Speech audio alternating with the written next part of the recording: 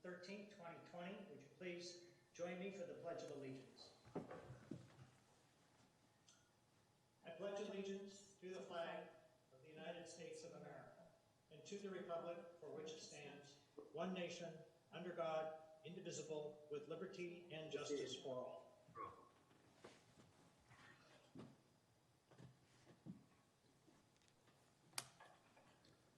Okay. All right, the next item is any changes to the order of the agenda tonight? Anyone like to make a change to the order of the agenda? Laura. Hi, Mayor Collins, thank you very much. I propose that we move item 7 to after item 10. It's my hope that some of the discussion that we have in the item number 8 and 10 will inform our thinking with respect to some of the requested agenda items in item 7. Okay. Anybody else want to weigh in on that? Any objections to that? Not hearing any. Okay. So we will move that to after item 10, after new business. Is that correct? Okay. Thank you. Thank you.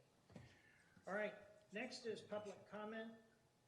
Persons wishing to address the City Council may do so at this time. This is for any matters not on the posted agenda. Each speaker is limited to 2 minutes. If an item you're speaking on is not listed on the agenda, please be advised that the City Council may briefly respond to statements made or questions posed as allowed under the Brown Act. You should be seeing a phone number on the screen to dial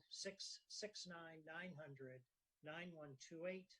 If you get a busy tone, there is a second number, 253-215-8782. And when prompted, enter the meeting ID 452-388-965. Once you connect, you will be placed on mute in a waiting room. When it is your turn to speak, the last 4 digits of your phone number will be announced and you will be unmuted. Crystal, do we have anybody or do we need to wait a minute or so? Yeah, Mayor Collins, we do have one caller, so I'll go ahead and admit them into the room. All right. Good evening, caller, ending in 632. Thank you for calling into the San Carlos City Council meeting. You will have approximately 2 minutes to address the council, and if you'd like, please state your name prior to proceeding with your public comment. Thank you.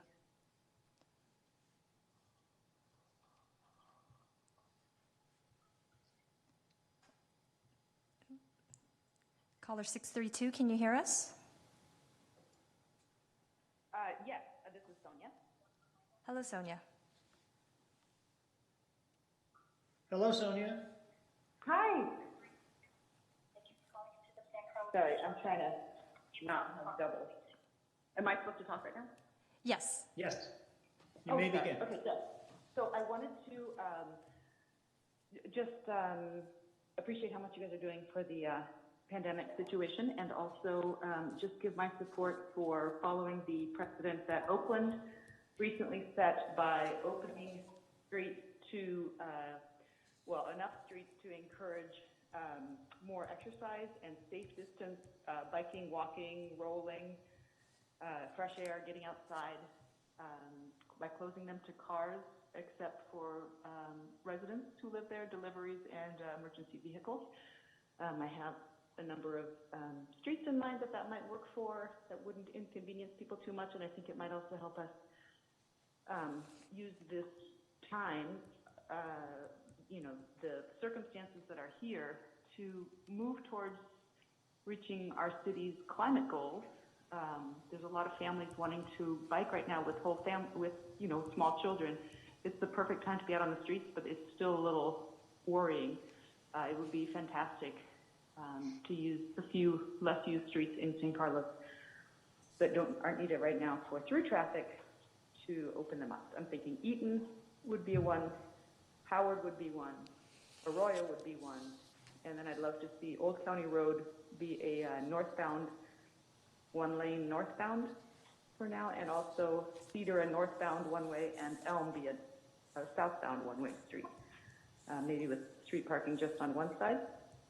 And my plan is to put that in a proposal and send it to you guys by email, and also broach it on Nextdoor with the neighborhoods involved and see what people think. So thank you. All right, thank you, Sonia.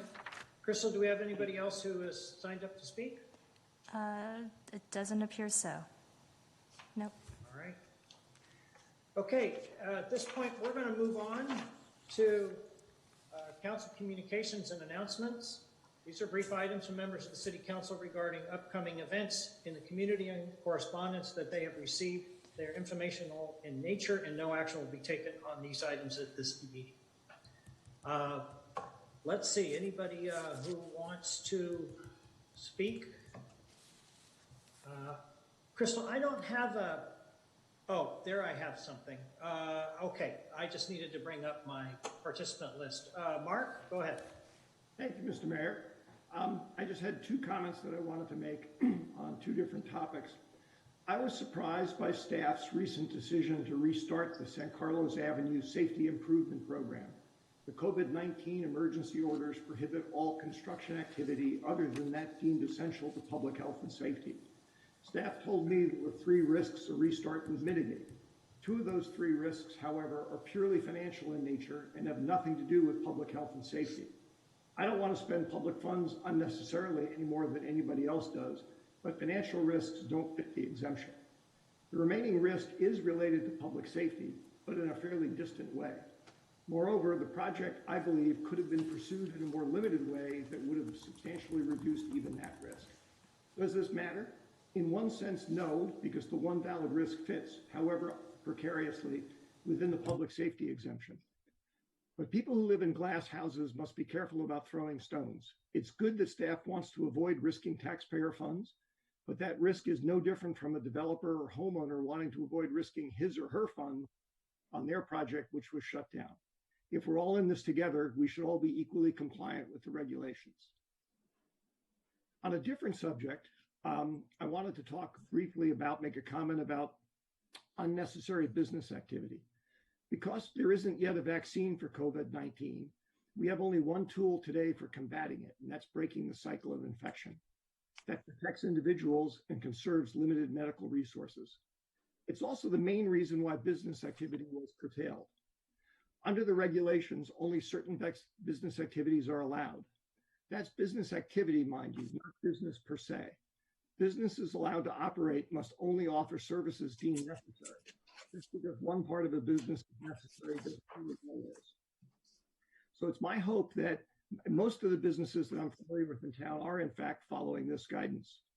I hope that the few that are not will reflect on what they're doing and realize that by limiting the amount of customer contact they have to the truly necessary activities permitted by the county, that they're going to help themselves and all of us in combating this virus outbreak. Thank you. All right, thank you, Mark. Laura. Thank you, Mayor Collins. I just wanted to report out on some activities at the countywide level with respect to what will happen when we emerge from shelter in place. The county has designated a team to put together a long-term plan that will focus on 30, 60, and 90 days and longer. The concept was introduced to us in terms of the framework that needs to be considered by Craig Fugate, who's a Chief Emergency Management Officer with long-standing experience in these types of matters. He reminded us that people are the vector for disease transmission, and that until a vaccine is offered, social distancing will continue to be the tool to keep our community safe. In addition, the ability to test the entire population through the use of identifying antibodies and the population is disease-free will continue to be a rate-limiting factor. We will also need to continue to monitor outbreaks to manage future waves and outbreaks. The work streams that they've identified are around planning for underserved populations and equity, education sector, delivering resources to a shelter-in-place population, economic recovery, and financial impact, which some experts say can be more devastating than the actual disease itself. Planning and preparing for a secondary natural disaster while sheltering in place, triggers for coming out of shelter in place, which would include modeling, testing, and tracing, and preparing for a second wave. Ultimately, he said it's important that we consider what conditions that we want to achieve. Thank you, Ron. All right. Thank you, Laura. Sarah? Thank you, Mayor. I wanted to just quickly touch on two things. I wanted to let the public know that there's quite a bit of really interesting data on the smchealth.org website. It now breaks down the number of tests administered, those that are positive, those that are negative, those who have been diagnosed with COVID-19, and it's broken down by age group. The data gets better and better every day, so I would just encourage the public to check it out. I'm also on the library JPA governing board, and I wanted to let everyone know that now there are live experiences that are being offered online, and the public can go to SMCL blogs, where schedules for virtual staff-led programs are listed, including story times, craft classes, art classes, lots of great options for all ages. Thank you. All right. Thanks, Sarah. Adam? Thank you, Mayor. Lower my hand. I just want to update on the public and my colleagues on two meetings that I had, Zoom meetings. One was the South Bay Waste Management Association, so that they have suspended bulk collection right now, given that they don't want the drivers and their workers to be exposed, and try to protect that as much as possible. But I am working with Jeff and with Stephen Machida on a potential option for San Carlos residents. They're talking to them in town and have them picked up by Recology in a single spot, and potentially some cardboard and recycling as well. So hopefully in the next week or so, we'll have some announcement about that. And then secondly, just a quick note that we had the CCAG meeting, and Marie Chuang from Hillsborough was elected the new chair, and Davina Hurt from Belmont was elected the new vice chair. And we voted on a street scanning program that would allow some traffic flows and stuff to be determined, but it was put in with a 6-month delay in the contract, knowing that traffic flow right now is not what it is and won't be for a while. So hopefully that'll be helpful in terms of looking at how we're managing traffic flow in the future. Okay, thanks, Adam. I just had a couple things. You may have noticed that Caltrain operations have been reduced. They've actually been reduced to about 42 trains a day. It's about a 90% reduction in the number of trains being run every day. However, the upside to that is that because of all the electrification work that's being done, it has allowed the contractors to do more work, to expand their work hours. So more work is being done on the electrification project. So both good and bad there.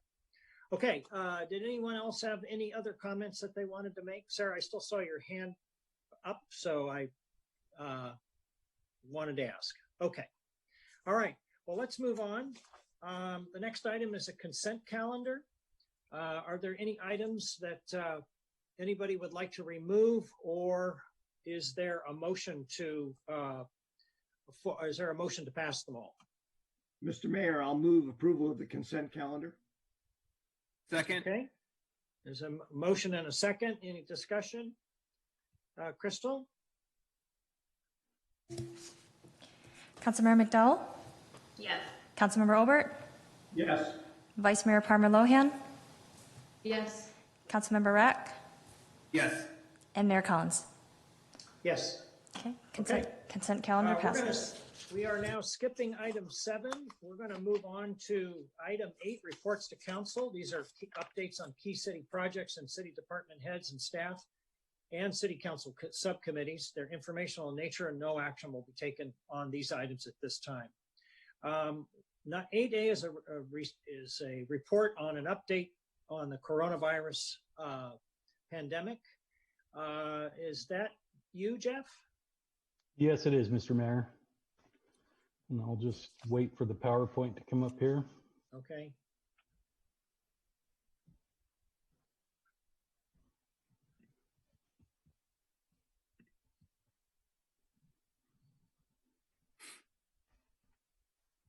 Crystal, are you bringing the PowerPoint up?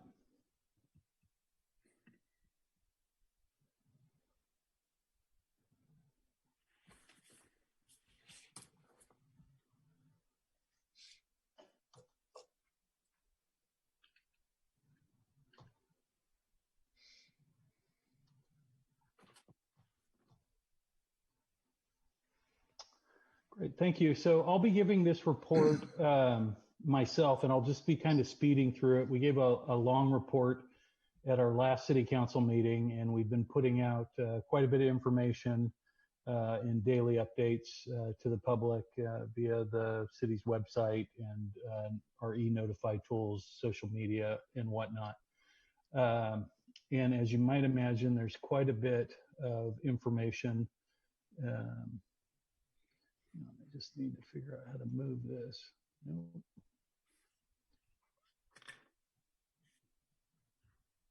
Shrink it. There we go. So I thought we'd start with the San Mateo County actions. The County San Mateo Board of Supervisors approved $3 million for the San Mateo County Strong Fund to help individuals and nonprofits and small businesses. There's currently $4.2 million in the fund, and they are actively soliciting donations from private and public partners throughout the county. The county updated its health order, extending the shelter-in-place order to May 3rd, redefining essential activities, and ceasing most construction activities. And we'll talk a little bit more about that later. The county event center's been set up with 250 beds as a field hospital and will be used as needed.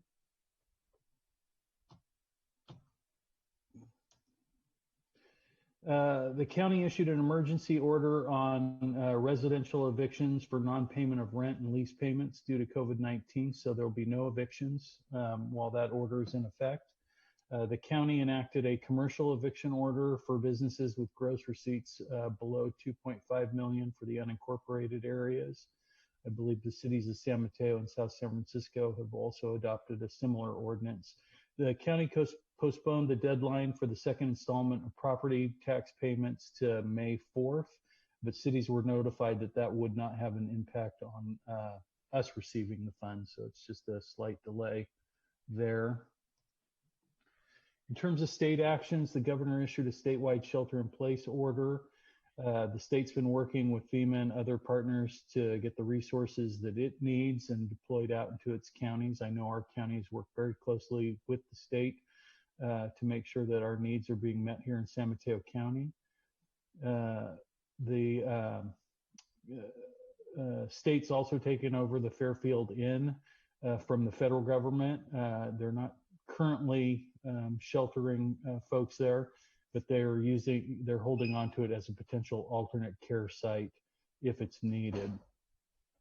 We're also expecting a significant announcement from the governor tomorrow about next steps in terms of statewide orders and how this will unfold in coming weeks. Okay, can't really seem to. No.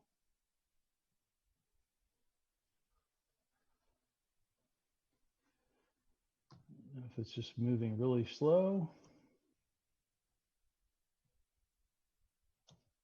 Okay. The State Judicial Council established restrictions on eviction cases. This is effectively stopping evictions, both residential and commercial. They did this for public health and safety reasons for the courts until 90 days after the governor declares the COVID-19 emergency over. The state's providing a number of emotional support services on its website listed here in the slide to help folks who are experiencing anxiety or other issues as a result of the shelter-in-place order.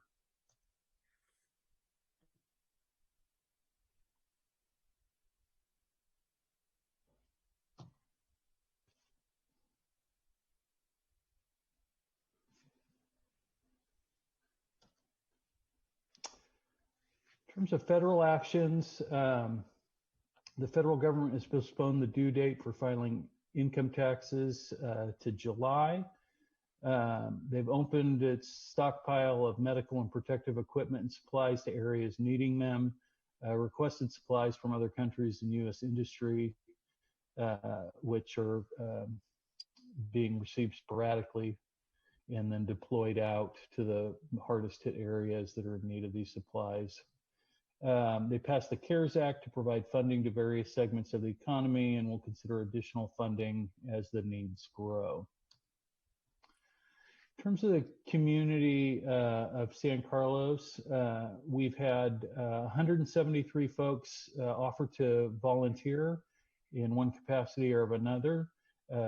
Through our helpline, we've received 35 requests for help, most of those related to getting groceries or medication for folks that are homebound or have other issues that are preventing them, high-risk groups and whatnot. We've had requests for help with paying bills and rent, and help using technology to accomplish these tasks. So we've been working very closely with these folks to get them in touch with nonprofits. We've been working with the Community Foundation to address these types of needs. City council members earlier this month volunteered for the call center for about a week after we'd mailed out postcards to the entire city to let them know what the phone number was and that we needed them to contact us if they had special needs. That number is still active. It's not being staffed. It's being operated as a message box. So if anybody calls, it's being checked several times a day. So if there's folks still with needs, please call that number and we will get back to you and get you in touch with folks who can help make sure that your needs are being met and get you in touch with groups for whatever issue you might be having to help you. Due the order to shelter in place, there's not much activity allowed, and we continue to respond to questions. There's still a number of questions that we're getting from the public and from businesses about what's considered essential and what's allowed. And a lot of our time and attention has been focused on getting those questions answered and making contact with the public when there are issues taking place that ought not be. We've been working closely with the Community Foundation. They're helping the city with the Neighbor to Neighbor program to make sure that everybody who needs groceries or needs medication picked up or has other issues that they're not able to take care of themselves has the opportunity to get help from the large group of volunteers who have offered. The foundation received over $250,000 in donations. They've donated $50,000 to the Samaritan House, $50,000 to the Second Harvest Food Bank, $33,000 in personal protective equipment and aid to the County of San Mateo Medical Center of $10,000, Kaiser Redwood City $10,000, Sequoia Hospital $8,000, and PAMP $5,000. And we're working with the foundation now to put out information to the public probably sometime next week, letting them know all the various nonprofits that are doing work that have potential volunteer opportunities for the community, as well as opportunities for philanthropic giving, as the demands on their programs have gone up sharply. And the foundation is also going to be seeking to raise funds so they can increase their giving and support of the various nonprofits that are helping to serve residents and businesses in our community. The City Emergency Operations Center opened its EOC back in March. It remains open since March 25th on a virtual basis to protect staff by allowing remote operation. We're ensuring we're meeting all the reporting and documentation requirements of the state and the federal government so that we can potentially recoup some of our costs for the community of managing this disaster in San Carlos. and our associated efforts. So that's ongoing. We have daily briefings, not only at our staff, but with the county EOC and state and federal representatives as well on an as-needed basis. During the week of March 23rd, we were able to remove most of the staff from city facilities to a remote working location from their homes.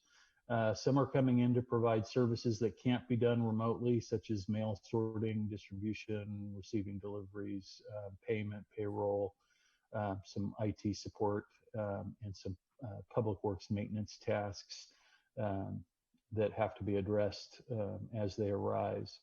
So we have limited personnel in our city facilities and out in the community. All our public safety services, police and fire, continue adjusted in terms of masks and gear, but 911 services are continuing to function per normal. Public works actions, we've closed our buildings, our playgrounds, our park restrooms, basketballs, tennis courts, and bocce courts. And I know we've gotten a number of requests from different members of the public to open tennis courts or open a basketball court or a bocce court because they want to play with a family member or whatnot. We're not able to accommodate that. The health order is very specific. These types of activities are not allowed. We've gotten probably even more requests from coaches and business owners who'd like to, who have asked if they could use those facilities to coach clients and conduct classes and those kinds of things. This is also not allowed. So these closures will remain in effect for the duration of the public health orders that we are seeking to honor and enforce here in our community. We've deployed social distancing signage in our parks and on our trails. We've deferred the CIP bid openings and routine work that we could. Some projects that were further along and past that have been more problematic. Councilmember Olbert mentioned one earlier, and certainly respect and understand the point of view that was mentioned. We're in slightly different situation than a member of the general public who might have a project that's been canceled, where it's been canceled through no fault of their own, through as a client, their contractor simply is not allowed to work. For the city, the health order doesn't provide that direction or coverage. It simply says that it's up to us to determine what public projects go forward. And because the state has not changed any of the contract laws that are in place, we would essentially be forced to pay the contractor while the project was being delayed, and those costs could be substantial. And that's why that was one of the primary reasons why the project went forward, in addition to some other legal liability and things that a private project wouldn't have to deal with. We've continued to respond to emergencies as needed and as called in the community and oversee any essential projects that are happening. Things like sewer breaks. We had a water line break, which isn't a city response primarily, but we do have to get out there and make sure that the roadways are open and passable when there's water on the streets and whatnot.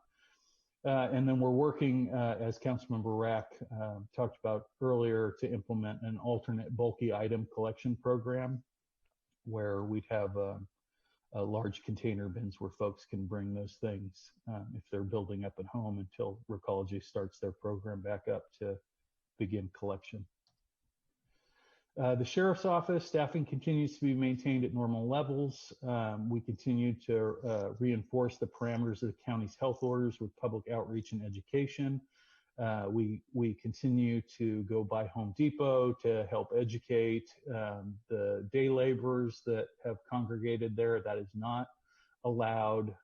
We put signboards out and are making those contacts daily to make sure that that message gets out there. It seems to be having an effect. We're working last week, primarily, and the week before, to shut down most of the construction projects in San Carlos There's 2 commercial projects that are still seeking county approval to continue because they're both biotech office laboratory space buildings that believe they're covered under the COVID-19 exception.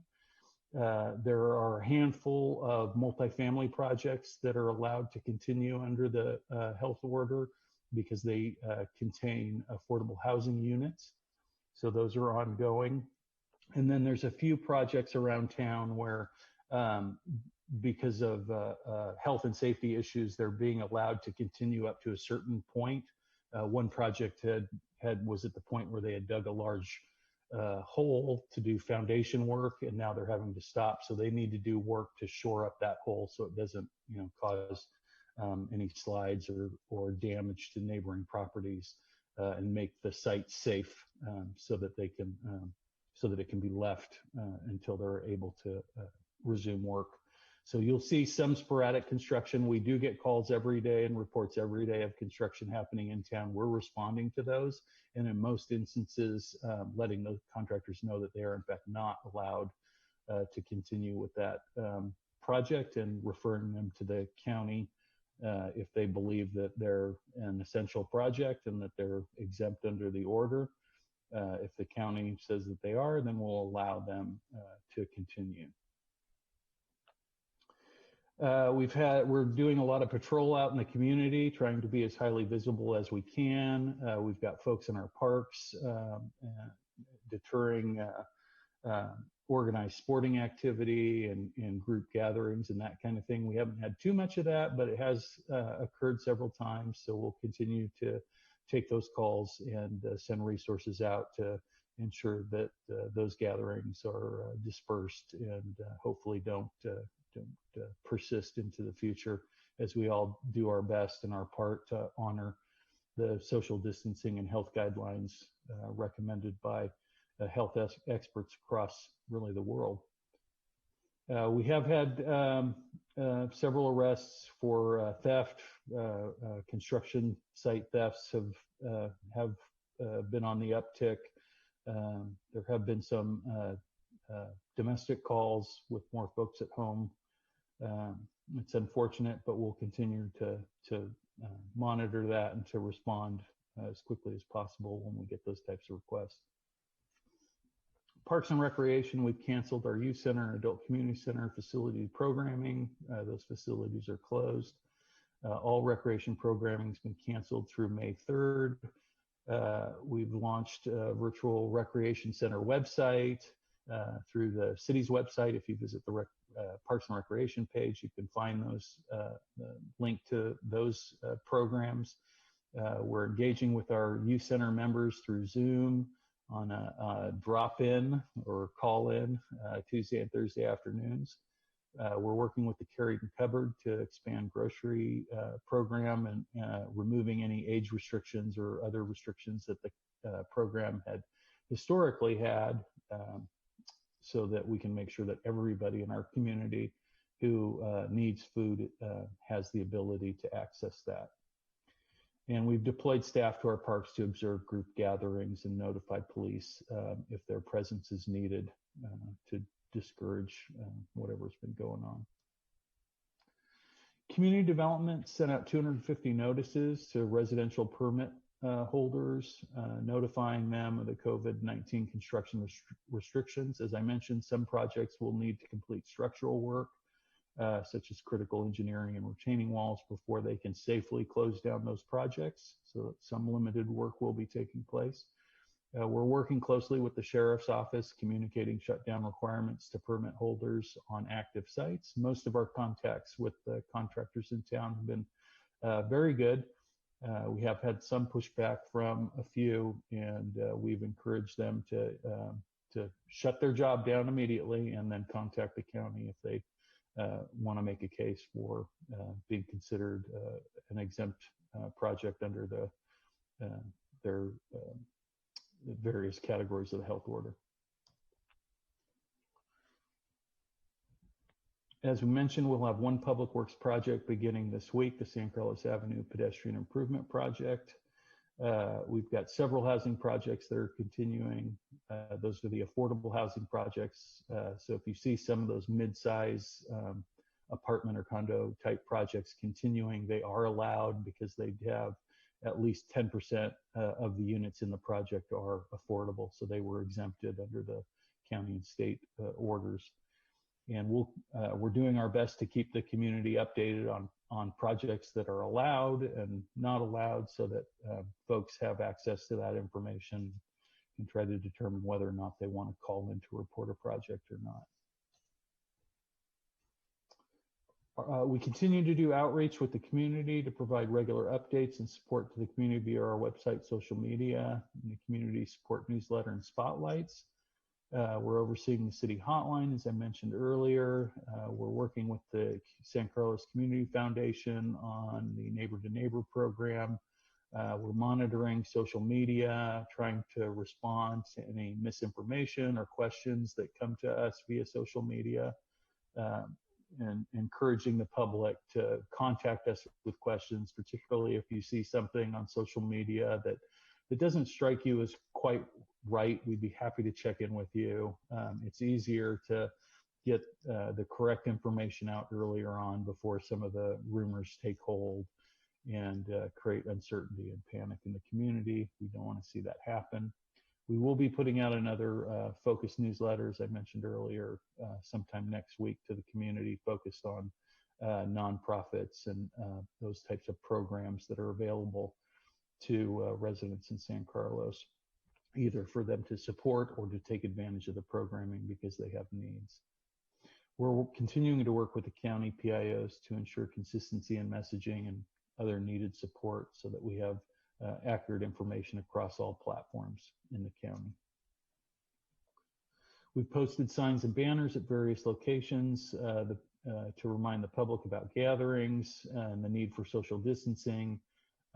Signs are up around the perimeter of Home Depot and Milwaukee's parking lot to help discourage those day laborers from gathering there and violating the health order.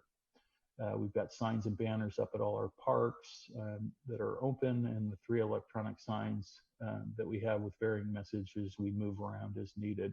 We're also utilizing the 101 electronic billboards for messaging and allowing the county to do the same. We've provided some funding to help with groceries, $5,000 that will just kind of continue to roll unless it gets up to my authority, in which case we'll bring it back to the council. We're $5,000 to purchase mask making supplies through the sheriff's office for their efforts to get masks made. $20,000 for the Care and Cover program to help with its food distribution program, and $10,500 to Meals on Wheels for the San Carlos families. And then, of course, you have a couple items on the agenda this evening that you're going to be discussing as well. There are still needs, particularly in the area of personal protective equipment for hospitals here in San Mateo County. So if you have the ability to make that donation or have the ability to contact companies that have available PPE, we'd be very interested to hear from you and to work with you to get that information and that material into the hands of the county and out to our health providers and emergency services providers. The county continues to look for volunteers with medical skills. You can contact the county or the state if you fall into that category. Community members need to continue to stay at home unless they're leaving serves an essential purpose, so you can go out for food or doctor's appointments. They're asking folks, if you're going to go out for recreational purposes, to hike or walk or do that kind of thing, to stay as close to home as you can in your own neighborhood. The beach parking lots are closed. Regional parks have been closed. State parks have been closed. So there's nowhere to park, and you'd be violating the health order if you were to go more than 5 miles from your home for that particular purpose of recreation. So stay close to home and walk in your own neighborhood, visit your local park, that sort of thing.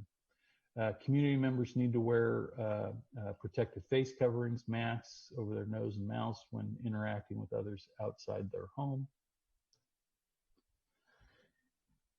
And we're asking everybody in the community to follow us, the city, on social media, Nextdoor, Facebook, and Twitter, and our website listed here for all the latest information. If you have questions, you can call the city hotline, which we mailed to everybody's home, or the county hotline at 211 for information and updates. And that concludes my presentation. Thank you.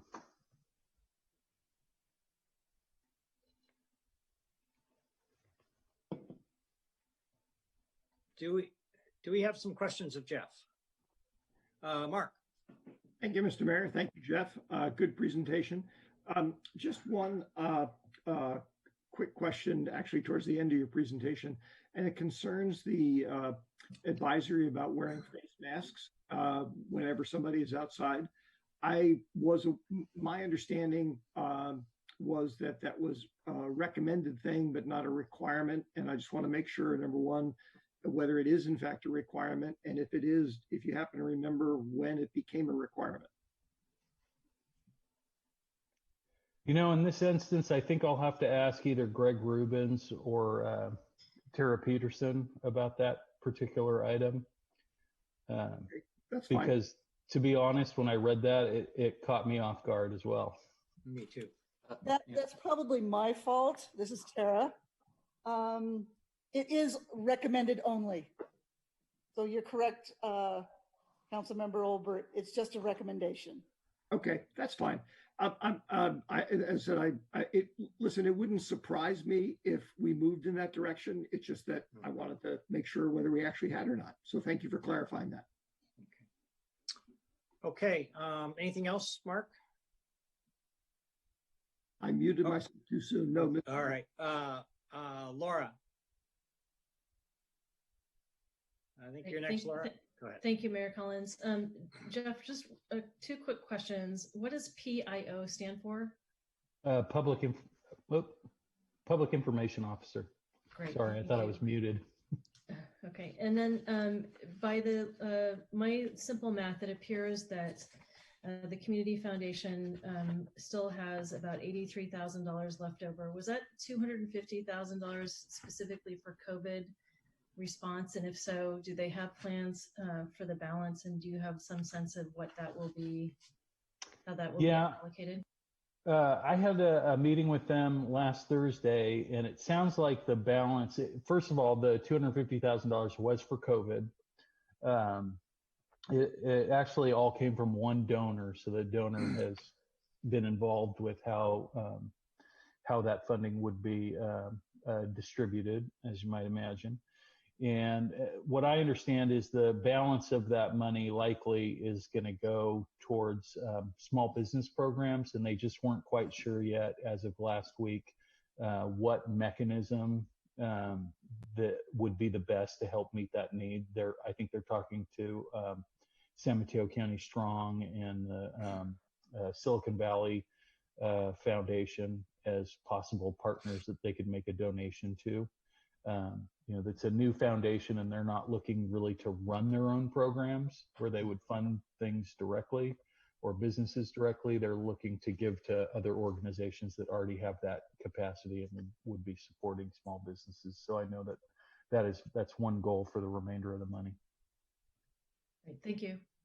And thank you for the very comprehensive report. Adam. Thank you, Mayor Collins. Jeff, thanks again for the great presentation. Just a couple of quick questions, comments. So on the newsletter, you talked about sort of educating the public or letting people know about what's allowed and what's not allowed. Was that, will any of that sort of be in the newsletter? I know that when we're reaching out to people, typically by mail, we find that we get good sort of penetration and response. So that would be one question to start with. I think that's a good idea. I think we'll definitely have, the highlights of the health orders and recommendations for people included in that newsletter, as we've had graphics and things. So I think we'll want to continue to make sure that message gets out there. So I'll certainly include that within the scope of the newsletter, though the focus, will really be about the nonprofit work and stuff happening. Great.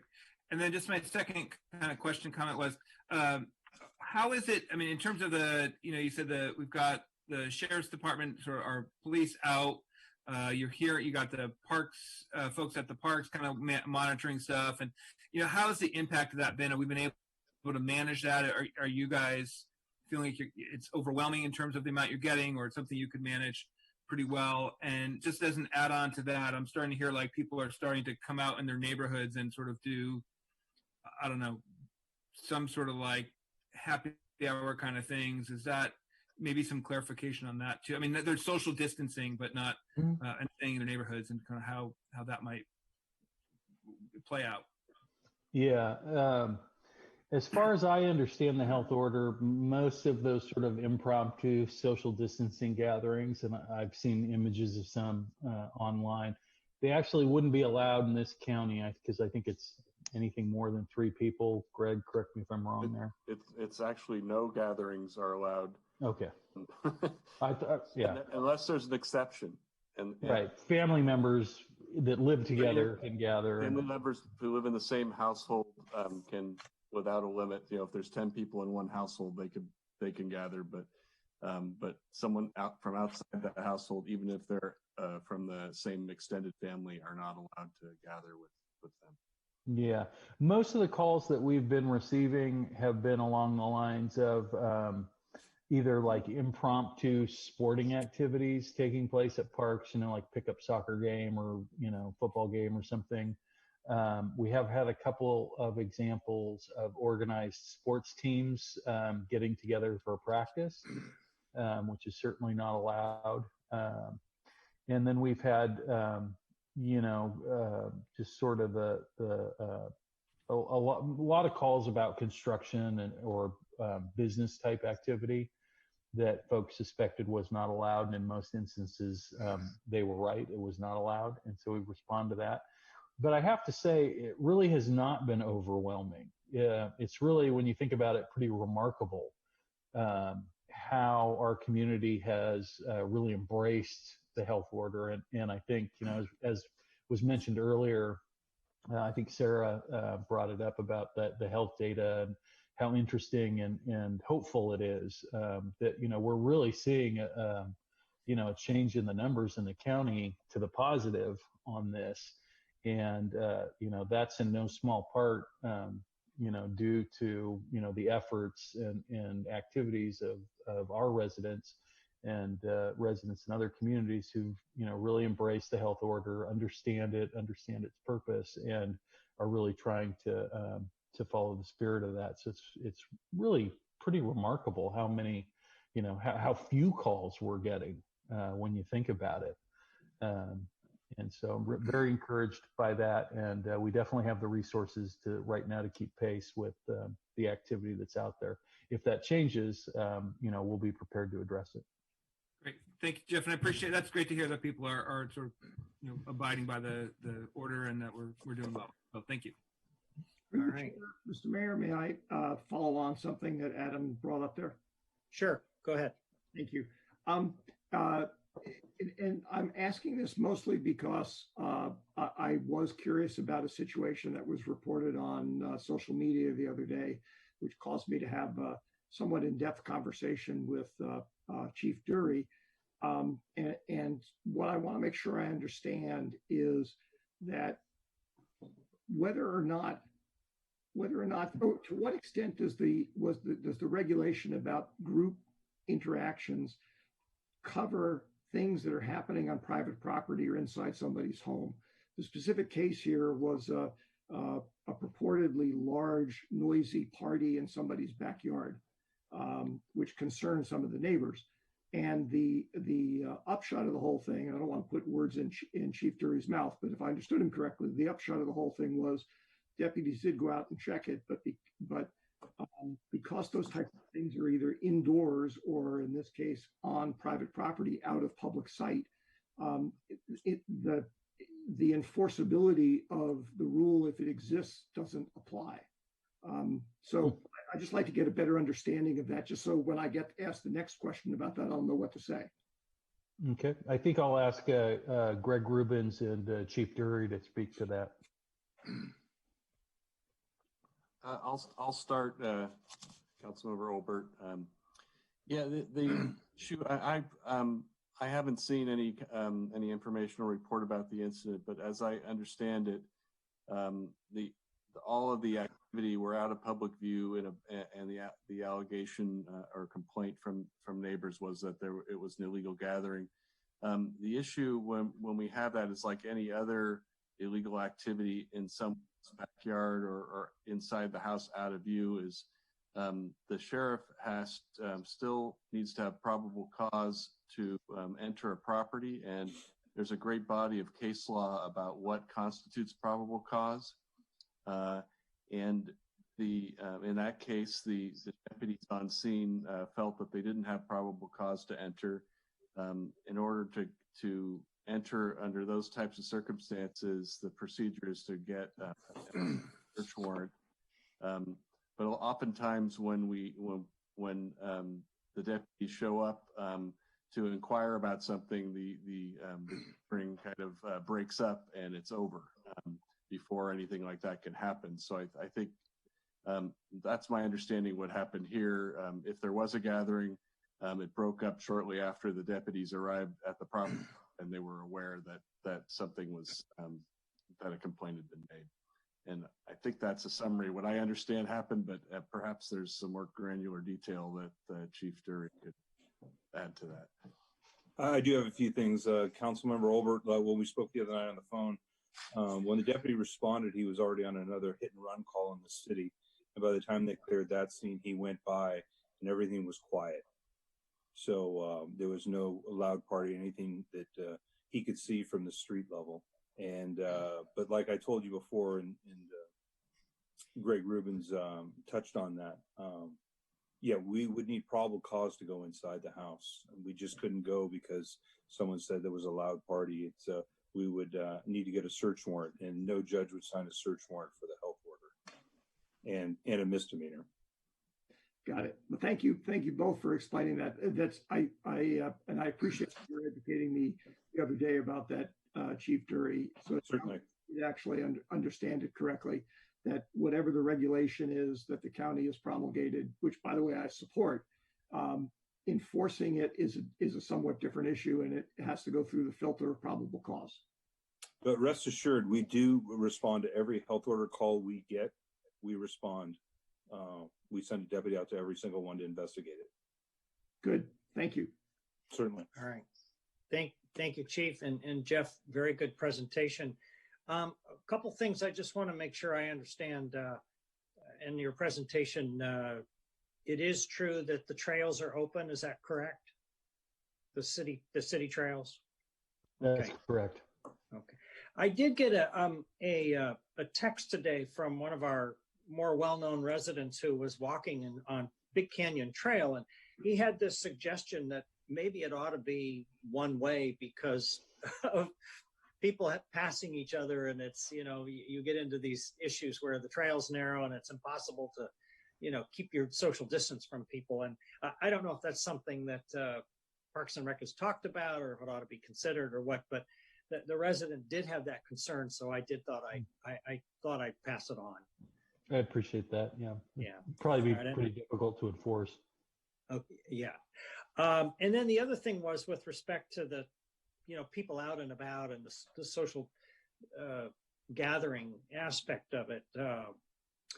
If people are on their property, like their neighbors, and they're sitting on their own driveway and the other one's sitting on their own driveway and it's a narrow street, are we having any issues with that? Or is there an issue if neighbors do that? I haven't heard any issues with that. And I don't know that, as long as you're 6 feet away and maintaining all the social distancing guidelines, it's hard to imagine what the problem would be. I'll let others chime in if anybody has a different perspective. No, Mayor Collins, we haven't had any kind of calls for service like that, but like City Manager Maltby said, if the social distancing was beyond the 6 feet, then they could sit there and talk to each other at that distance. Okay, so then no one reported the mayor last week sitting in his driveway having drinks with his neighbors who were sitting across the street in their driveway. Not yet, but we are keeping an eye on you, sir. Yeah.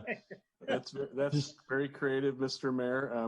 But I think that the fact that you're across the street might create the distance that's necessary so that it wouldn't be counted as a gathering, even though you were talking with your neighbor across the street, perhaps. Okay, I just wanted to make sure I wasn't violating the spirit of the law. All right. Any other questions? Mark, I see your hand up again, or is that from before? No, that's actually a new one. Thank you, Mr. Mayor. Since we spent the last few minutes rightfully talking about a number of sort of specific issues and concerns, I just wanted to loop back and make sure I understood something I think I heard Jeff say, which is it's early days to tell, but it looks like the very impactful constraints that we've asked the community to adopt, which almost everybody has, actually has been having an effect. It's not like we're out of the woods yet, as I understand it from the various reports from the county. Yeah. But there is a benefit to everything that's been going on, and that actually is good news. And I just like to confirm that, or have you reconfirm that, if it's correct. That is in fact correct. Well, that's great because, not only is it light potentially at the end of the tunnel, but it's a good reminder for people what the value proposition is, which however painful it is, we're actually getting something for it. Yep. Yeah. And I don't know about the other council members, but the emails I'm getting are any indication we're generally doing all right. We have a few complaints here and there, but it's more wishful thinking of they wish they could open up the tennis courts or the soccer field or something like that. But the initial complaints seem to have died down a bit. Okay, let's see. I don't see any more hands raised on this. Unless there's anything else, I'll move ahead to item 9. This is a study session 9A. Mr. Mayor, do we have to have the public have an do we need a public comment? Or do we? Crystal, is there anybody who has a comment? I'm going to just put the slide up so we can give the public a few minutes to call in with those comments now. Okay. Once again, if anyone has any would like to make a comment on this report, you can call in on the number on your screen and please enter the meeting ID. And once we see that you have dialed in, we'll put you in the waiting room. And if there's no one waiting, you'll be able to talk right away.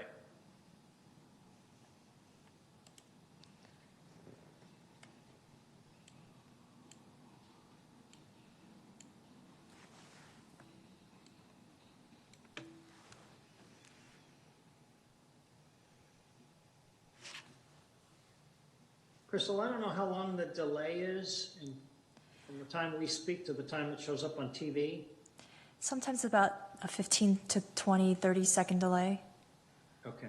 Yeah. All right. A few more seconds. All right.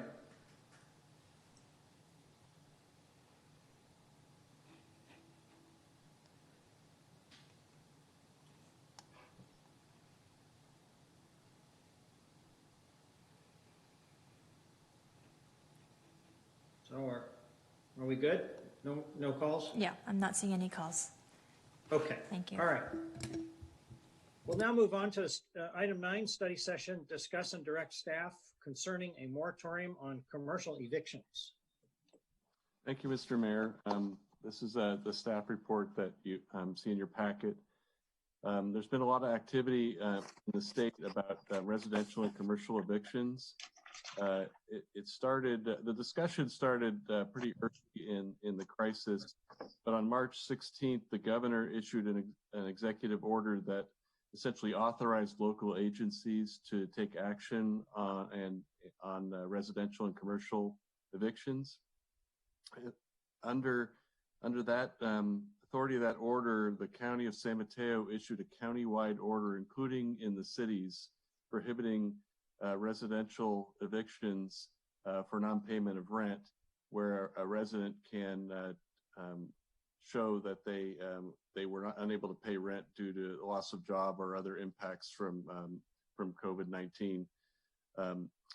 it also created a mechanism that the property owner was to, as in providing their the notice of late payment of rent or 3-day notice that gives the tenant time to show that they were impacted by COVID-19. And then it created a mechanism during the moratorium. It wasn't a forgiveness of the rent, but it gave the tenant time to pay the unpaid rent that was essentially a delayed payment of that rent, and then they could be back into compliance with their lease. The county did not at that time, even though the governor's order authorized it, the county did not take any action on commercial tenancies at that time.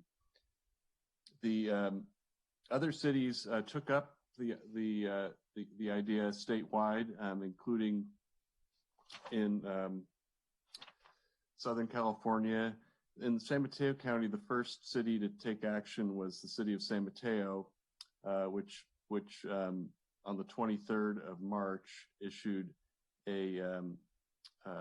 passed an urgency ordinance that takes effect immediately that dealt with small business tenants. Their definition of small tenant was someone who had 25 million in gross revenue, which was the same number that San Francisco used. Other cities and counties include Burbank, Marin County, Los Angeles, San Francisco, Santa Clara County, City of San Diego, and San Diego County. And then on just recently last week, on the 8th, South San Francisco passed an ordinance that was sort of a blend between the county's ordinance and the city of San Mateo's ordinance. They used the $25 million number. The county on the 24th of March, they did an urgency order dealing with commercial tenancies that had a much lower threshold of $2.5 million to be considered a small business and have the protection of the ordinance. And it had similar to what San Mateo did. It had a process for how if you couldn't pay the rent, you would have to prove that you were affected and impacted by COVID-19 and were unable to pay the rent for that reason.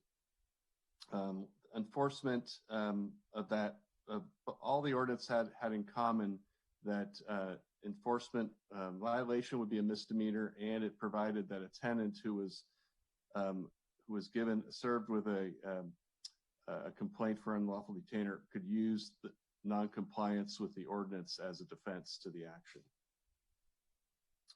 And that's important because once it gets into court, it's not something that the city is involved in. So the idea behind these ordinances is to give the tenants an ability to show a defense that, hey, the landlord didn't comply with these provisions of the moratorium or the order, as the case may be, and then they could potentially defend the action and be able to maintain possession of the property until the landlord was in compliance.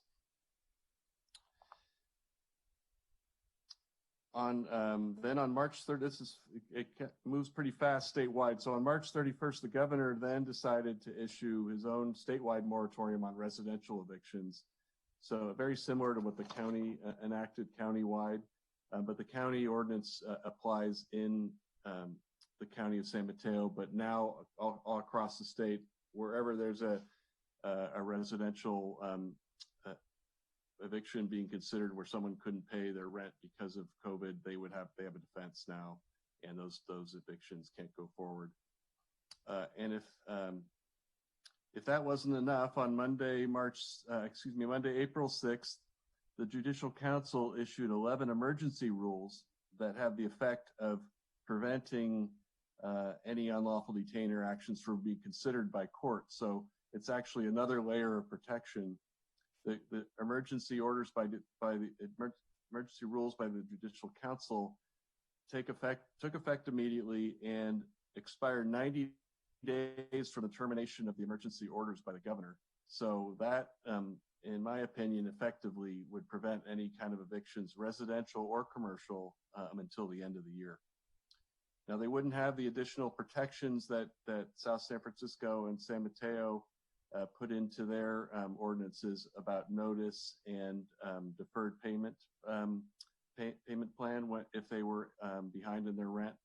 But it does provide a pretty powerful tool to prevent any kind of evictions.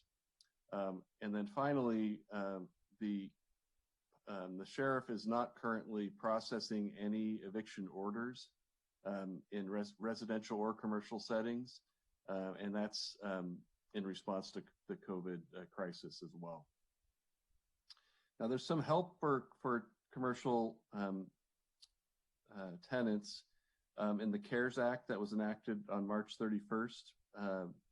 That authorized, and it's been in the paper and in the news media, that there's $350 billion in forgivable loans for businesses to cover payroll, healthcare, salaries, interest on mortgages, and rent and utilities, and other business-related debt obligations. The loans, the amount of the loan, though, is determined by a factor of the payroll of the business. So the rule is 2.5 times of the payroll of the business during the 90-day period that this deferral is supposed to take place. So in other words, if the business says I have a payroll of $200,000, then they could get $250,000 in loans from the Small Business Administration through their bank, but they can use that money for any of the purposes I just stated during the time. And then at the end, to have the loan forgiven, all they need to do is show that they've spent the money on those approved uses. So it's a pretty generous act, and it's intended to bridge the loss of income that small businesses have had nationwide. It's been in the news that there's still negotiations about adding some further funding to the program, because it looks like in spite of that being a pretty big number, it's not enough for the nationwide needs of all the small businesses that have been impacted by COVID-19. This is a study session, so you're not taking any action tonight. We're asking you to consider whether you want to put a commercial moratorium on a future meeting through an urgency ordinance. As you might recall from prior urgency ordinances the council's considered, it takes 4 votes to pass an urgency ordinance that would take effect immediately. To go through the regular process, it's the process you're used to seeing is an ordinance has 2 readings and then it becomes effective 30 days after the second reading, and those ordinances only take 3 votes to pass. So with that, I've concluded my report, and I'm available to answer any questions you might have. Okay, Greg, I think Mark has a question or questions. Thank you, Mr. Mayor. Thank you, Greg. Yeah, the basic question I have, and I want to make sure I understand it a little bit better, is you did mention that some of the local ordinances adopted by South San Francisco and San Mateo do have a few additional safeguards and protections built into them relative, compared to some of the other things that you were citing. Could you go through those again in a little bit more detail and sort of, I'm trying to understand the value proposition, if you will, of what they are providing versus the cost, so to speak, of going through the emergency ordinance process. Right. Thank you, Councilmember Olbert. Yeah, the public, if they're looking at the agenda, they can see in the staff report on packet page 38 or 2 of the staff report for item 9A, San Mateo's urgency ordinance, and they're not all identical, but they have the same theme. Is if you are sick with COVID-19, caring for a household or family member who is sick, or have suffered a layoff, loss of hours, or other income reduction resulting from business closure or other economic impacts, or if you've been compelled to quarantine, and if you have extraordinary out-of-pocket medical expenses from COVID-19, and the last one is if you have childcare needs arising from school closures so that you couldn't work. Those are defenses that allow you to ask for this rent deferral to your landlord. And that applies in both the commercial and the residential tenancies settings in San Mateo.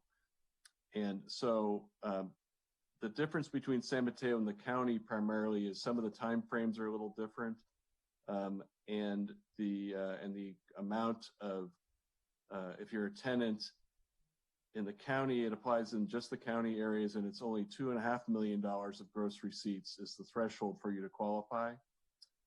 San Mateo and South San Francisco have $25 million for you to qualify for those types of protections.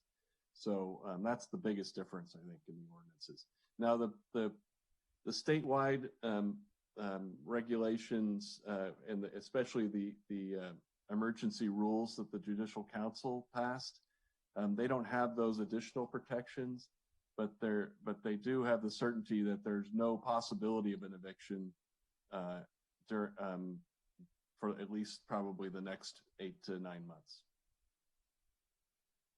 But there's no feature of payment of your deferred rent amount. That's not in the state emergency rules.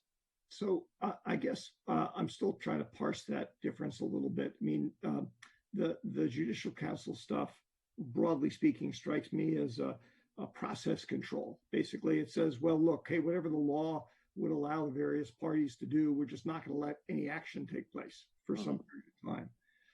It sounds like the local ordinances and the county ordinances actually create, and I'll use probably the term incorrectly here, create an affirmative defense, which says that even if somebody were to bring an action against a party who met one of the requirements, perhaps after the Judicial Council allowed actions to proceed, they would be unable to do that because as a matter of regulation or law, if you will, they would not, the landlord would not be able to pursue the tenant. So if I'm getting it right, it does sound like there's a little bit of a difference there. One is process, one is sort of more fundamental. But I'm not a lawyer, so I don't. Yeah. Well, one is creating or attempts to create a right where it doesn't exist right now, which is this deferred payment right. It's not only the defense lies in the fact that you qualify and the landlord didn't provide you with certain notices that they were required to, or didn't allow you to defer the rent, then that would be a defense. With the emergency rules from the Judicial Council, what that really means is when the governor's order ends and then 90 days have passed, the landlord could still, if a tenant fell behind in their rent on the commercial side, or the residential side under that order, they would not have that defense of a process defense, and the lawsuit could have been filed, and then it would just proceed from the summons would be then issued, and the service would start then. So in effect, if it went to the end of the year, an eviction couldn't even happen until 2021, really, because that would happen. Now, the difference between the two, if a city imposing this right on to providing for a right to the for tenants creates some risk to the city if it's later attacked for different reasons. But it's just a matter of what your goal is. I think if your goal is to provide this extra additional assistance to tenants to respond to this extraordinary circumstance, then that's something that other cities have done, and they've evaluated that issue of risk. But the background is that tenants are not going to be removed from their homes for a very long time right now because of the crisis. Right. Thank you. If I had to summarize all that, and I'll turn the microphone over here, then the actions that the county and some of the other cities have taken actually creates, as you said, a right, or seeks to create a right, which would protect people in, for lack of a better term, perpetuity. So they are in fact different. They do in fact potentially have some value. So that's something we'll have to consider. Yeah, and I forgot to mention that there's some time limits in the ordinances. The right lasts during the course of the urgency ordinance. So once the urgency ordinance goes away, then and the emergency ordinance is based upon the governor's orders, then that right goes away. So it's not in perpetuity. It lasts for the length of the emergency. Got it. But you can't bring an action for something that happened during the term of the emergency order, basically, because the right protects you. Yes. Yeah. Okay.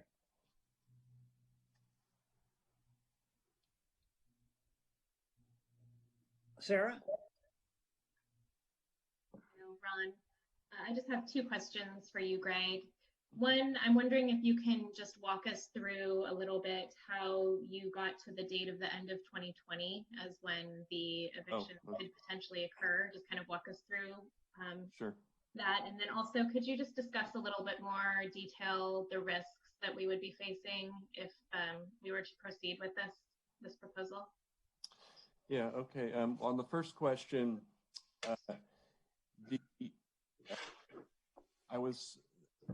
I do not think that based upon the facts as I understand them, that the emergency is going to be lifted for another 90 days or so at a minimum. That'd probably be a really great result for the state and the nation if the emergency ended 90 days from now. And then since the order takes effect, or since the emergency regulations apply for 90 days past that date, the first time anybody could file have a complaint served on any tenant would be towards the end of the year, like in late November and December. And then by the time all those cases got through the court system, because there would probably be many that were all deferred for all this time, and there's unlawful detainer actions going on at the court every day, so there'd be a big backlog of cases. And so that would really just push any actual eviction of a tenant well into next year. That's an estimate. I mean, I suppose it could go more quickly if somebody was really good and diligent, but I just don't see how it would work that way. And then the second question, now I forgot your second question, excuse me. Just to go into a little more detail about the risks that the city could face by passing something like the risk, yeah. Well, I think these types, this is sort of a ground that has never, there's no cases that talk about regulations that might cause a landlord to not be able to evict somebody for an extended period of time. And on the commercial side, since we already have control for some rent, unlawful detainer, eviction relief for residential tenants, I'm going to focus on the commercial side. And commercial tenancies are a little different animal than residential tenancies. They're multi-year tenancies in many cases. They sometimes contain business terms that are not really the same as the residential tenancies that are typically for 1 year and then turn into a month-to-month after that. So, and then commercial tenancies are usually for bigger amounts than residential tenancies. So the rent control issues raise the issue of a hypothetical where some landlord who had a commercial tenancy decided was not able to collect rent and was not able to find a new tenant for a space. Maybe they had a tenant lined up. There's just an issue there that maybe they'd have a claim. There's obviously a lot of defenses too. So there's an emergency and there's an order in place. And I think most of the cities that have enacted it have evaluated those types of risks and determined that the risk was not large enough, or was too remote, or the harm to the residences and businesses were so significant that they were willing to pass an ordinance in spite of any kind of risk there might be.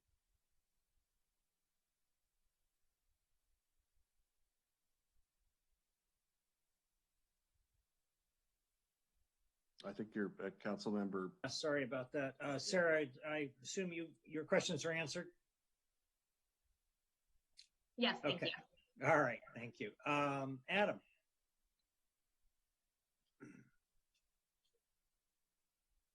Hello, Adam. Thank you. I'm here. Thank you. Greg, so I had two questions, but one of them you answered on the, I guess, on the liability and kind of the risk aspect. I mean, I mean, you pretty well covered that with Sarah, but, and then this may be for you or might be for Jeff or Al, I don't know, but have we, what have we heard from the business community that this is an issue or a concern for them at this point? I mean, have we heard from any of the businesses that they're concerned about getting evicted or worried about at this point? I'm not aware of any, but Al may have heard from different groups or business members. Yeah, I haven't heard about any concerns over evictions. I've heard people concerned that they want somebody to pay their rent, but not because they're in the process or being threatened with eviction. I haven't heard a thing yet. Yeah, that's the only question I had because I assumed Jeff, Greg, you had nothing more to add on the risk side, so that's the only question I had. Yeah, well, there's in the absence, there's one other aspect to under the law. There's actually some recent cases on what constitutes an urgency, and that's another issue that I didn't mention before. But in the absence of a lot of evidence of people that are about to be evicted or being evicted, there's an issue there too. That especially in light of the emergency regulations from the Judicial Council, that there aren't going to be any evictions. That's a legal risk, if you will, that whether or not there's an urgent need to pass an urgency ordinance. Okay, I am informed that we have a member of the public that would like to speak.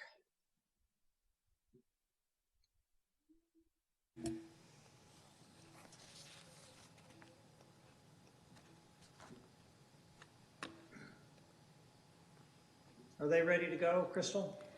I'm pulling them up right now. Caller, phone number ending in 637. Thank you for calling into the San Carlos Council meeting. You will have approximately 2 minutes to address the council. If you'd like to, please state your name for the record before providing your public comments. Thank you. Christine Thorson.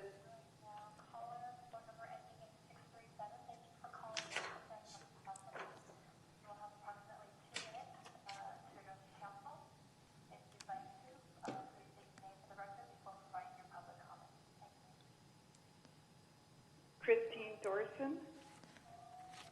Okay, go ahead and please proceed. Hi, thanks for taking my call. I applied for my PPP loan today, and I think I'm a little confused about the landlord situation.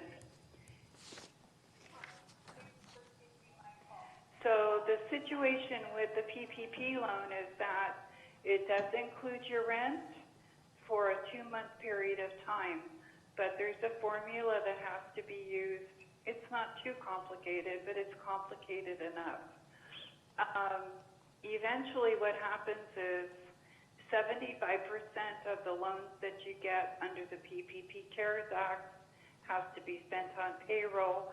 Then you have to prove the rest that is to be forgivable for your rent, utilities, etc.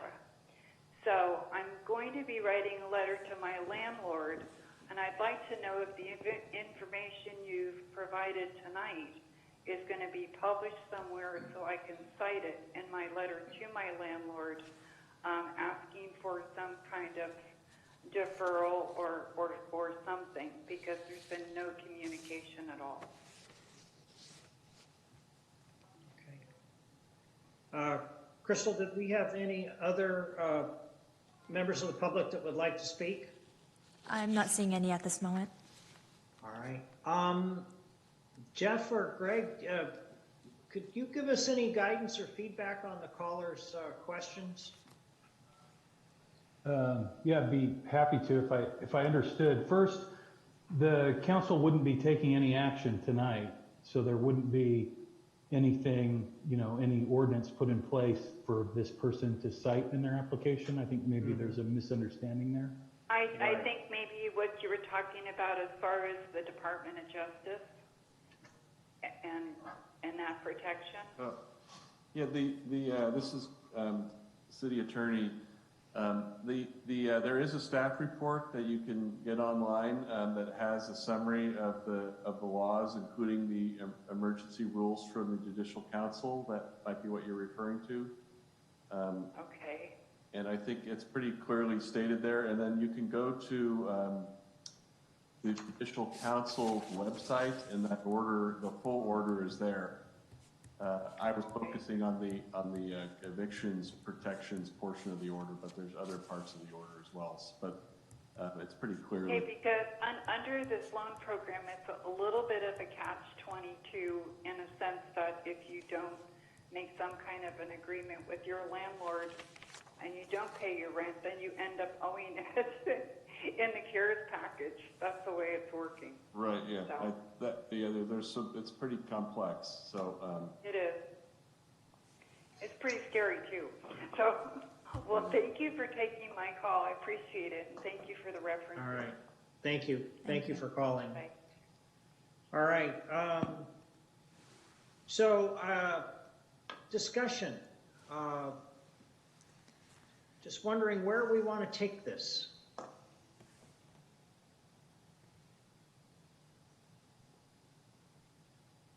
Or do we want to take it at all? Through the chair, just an observation. I think, as I recall, this was an item that Adam, you had asked to have discussed. I'd just be curious about your perspective on it. Go ahead. Go ahead. Okay, thank you, Councilmember Olbert and Mayor Collins. So I think, based on kind of what, when a couple weeks ago when we talked about this, or even I guess it was like 3 weeks because we've got an odd week this in terms of the cycle for meetings. I think the fact that we've gotten more information from Greg and Jeff in terms of where the legal parameters are right now, and my inclination is that we would hold off on this for right now, given that we don't see a huge need in our community, and that perhaps focusing more on the funding aspect of things and where we might be supportive on the funding side for small businesses might be a better focus for our resources and our time. That's my general assumption around this. I think if things change and we're starting to hear a lot about it, then it could be something we could take up again on short notice. Okay. Sarah? Thank you, Mayor. I want to echo what Adam said. I agree with his perspective. I wanted to add just a comment that over the last couple of weeks, I've been listening to business owners and their fears and frustrations.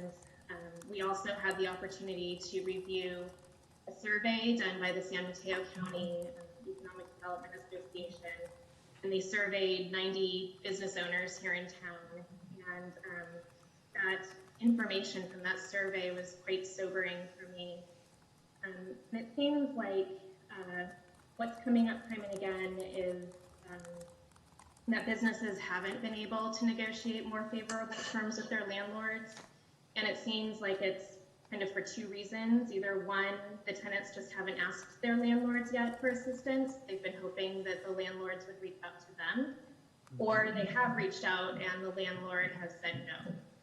And tonight, I just want to express that I am very disappointed to hear of landlords that are flat out saying no. I think that when we are faced with a global pandemic like this, we all need to help each other out. And I think giving a tenant a little breathing room in a way that works for both the landlord and the tenant is not asking for too much right now. So I do think that some outreach is needed to our small business community to let them know that the ball is in their court and they need to take the initiative and ask. And my perspective is that after that outreach, and if a significant number of small business owners ask and that the answer is still no, then I would be open to revisiting this. And I would also want to hear the perspective of our commercial landlords and the mom and pop landlords in town, just to kind of understand the full story before moving forward with this. Thank you. Jeff or Greg, is that something that maybe the chamber might already be engaged in, or we can maybe ask them to reach out to the business owners?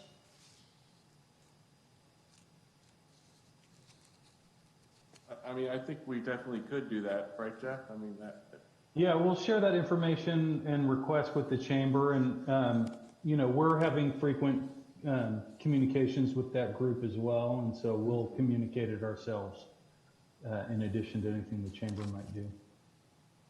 Okay. As I understand it from a call last week with Samsida, and we're going to try to get Samsida on your next agenda to do a presentation. They've been, you know, doing a lot of these business programs in the county. And one of the things that they said is it's difficult to put information out right now on the business issue because things are evolving so quickly with the laws that are being passed at the state and federal level, and how the subsequent state and federal agencies are interpreting those laws and putting those programs into place. And then many of those programs also then have to interact with private financial institutions. And so there's quite a bit of details that still need to be worked out in practice, as I think was sort of reflected in that caller that we just heard from about you know, the fact that it's a little confusing and difficult. And that's definitely what we're hearing from the other folks that are monitoring, helping putting these programs in place, that there's still a lot of questions that they need to understand in terms of how these are going to work, and, you know, where the liability for the lending lies, and guarantees and all those kinds of things. Definitely an uncharted territory. Yeah, definitely uncharted territory. Laura, you had a question? Yeah, just a comment. So just in response to the discussion that's being had here, so thank you for the floor. From my perspective, you know, I also looked at the data set, and I think, just generally speaking, I think this global pandemic has hurt every business. I don't know that there is a size business that has been spared. You know, the grocery stores, which is an essential business I go into, and I observe that the number of people who are allowed to go in at any given time is markedly smaller than pretty much any other time I've been in it. So kind of where we draw the line for, you know, how we define small business, I think would be a big question mark that I have as we move forward in this. The first tranche of money, from what I'm understanding from that first Paycheck Protection Plan, went very quickly. And for example, Wells Fargo closed the window on lending before it even seemed to open. And then they finally reopened it again. And I understand Jackie Spear spoke at a county update last week that another $1 trillion are to be considered for funding for the CARES program, and another $251 billion for small business. When I looked at the data for the San Carlos respondents, you know, the things that came out to me that they needed help with were effectively financial assistance to pay rent, as you mentioned, Sarah, in addition to make payroll, because without the ability to make payroll or keep people on payroll, right, they're not going to qualify for that paycheck protection plan. The thing that really struck me, though, is that just by my rough analysis, a full 1/3 of those businesses describe themselves as being essential and are still having difficulty doing this, so or making ends meet. Obviously, our shopping patterns and habits and our use of services have changed, you know, quite significantly and dramatically. So I would agree that I think it would be important for us to see how we could collect the voice of the small business owner. I think San Carlos is a highly engaged community, but that small business community, I think, has been harder to reach for any number of reasons. So if there was some way, for example, the chamber could help us understand, you know, not just what their members are thinking and need, but kind of the businesses beyond. But I think this problem is very complex, and you know, if we can all share in each one of us do our part to help each other get through it, I think is really the North Star here. Thank you. All right. Thanks, Laura. Mark, your thoughts?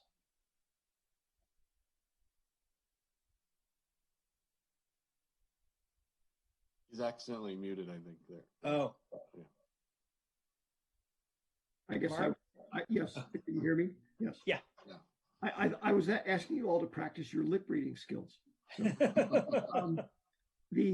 just a brief comment to share with the dais, and then an observation about the discussion we're having. Barbara, my wife, is involved with supporting a not-for-profit organization that has some employees, and so they were applying for some of these support programs. And to make a long story short, I'm sorry to have to say that not all the banks are, from my perspective, actually playing kosher with the rules of the program. For example, there are documented cases of where a bank did not open the window for people applying, except in case you were a really special customer of theirs. And then they gave you early access to it. And then the rest of the people kind of like, well, sorry, too bad for you. So I just wanted to share that with people because that's an additional complication that's clearly outside of the rules, or at least the intent of the rules, that could certainly negatively impact any business, particularly smaller one. The observation I wanted to make is it sounds like, from what I'm hearing, the general sense is that we want to stand ready to do something if, in fact, there ends up being problems down the road. But right now, the main desire is to make sure that people have time, businesses have time to work things out with their lenders and landlords. And if the issues that we're trying to preserve is time, then all the things Greg was saying that basically block stuff from happening, that accomplishes that. If we wanted to actually go beyond that and provide some financial support or financial protection, I don't think that's necessarily what those process blocks actually do. But it doesn't sound like that's what we're trying to do. We're just trying to buy people time, and other authorities have done that for us. So it sounds like we move on from this one, but that's just my perspective. No, I think that's a good summary. That's well summed up. Okay, any other thoughts before we move on to the next item? Okay, we're going to move on to new business 10A, consideration of adopting a resolution establishing a tenant assistance program, authorizing the city manager to enter into an agreement designating Samaritan House as program administrator and appropriating $112,000 from the housing fund to the fund said program. Good evening, Mr. Mayor and members of the City Council. This is Martin Romo, Economic Development and Housing Manager. Before you this evening is a resolution that would effectively create a new tenant assistance program, which would assist our city's renters, residential renters impacted by the current novel coronavirus situation. Just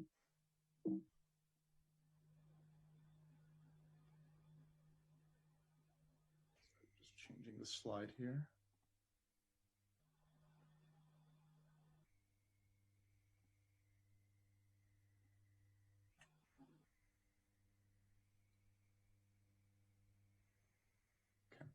So the ongoing COVID-19 pandemic has led to requests being made to the city for assistance with residential rental payments. We currently do not have a program that can provide this type of direct financial assistance.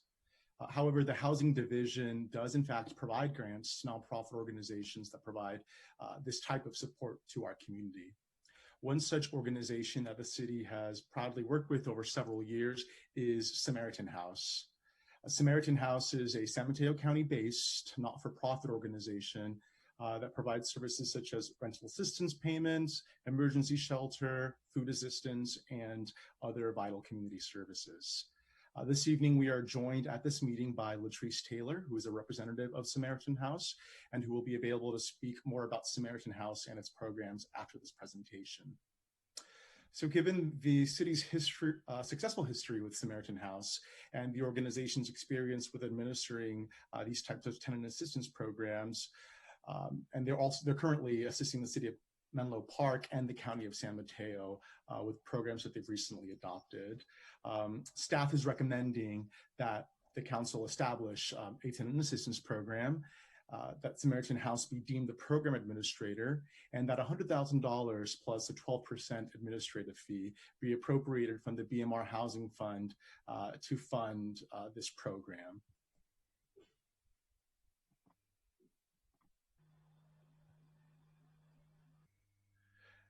The proposed tenant assistance program guidelines would be as followed. The TAP, Tenant Assistance Program, funding contribution would be of these $100,000 plus the administrative cost, a 12% fee for the administrator to be the fiscal agent. The TAP would be capable of accepting additional private donations to supplement funding and public donations to supplement funding. TAP funding grants would not exceed $5,000 per household. The funding grants would only be able to be used for rent payments.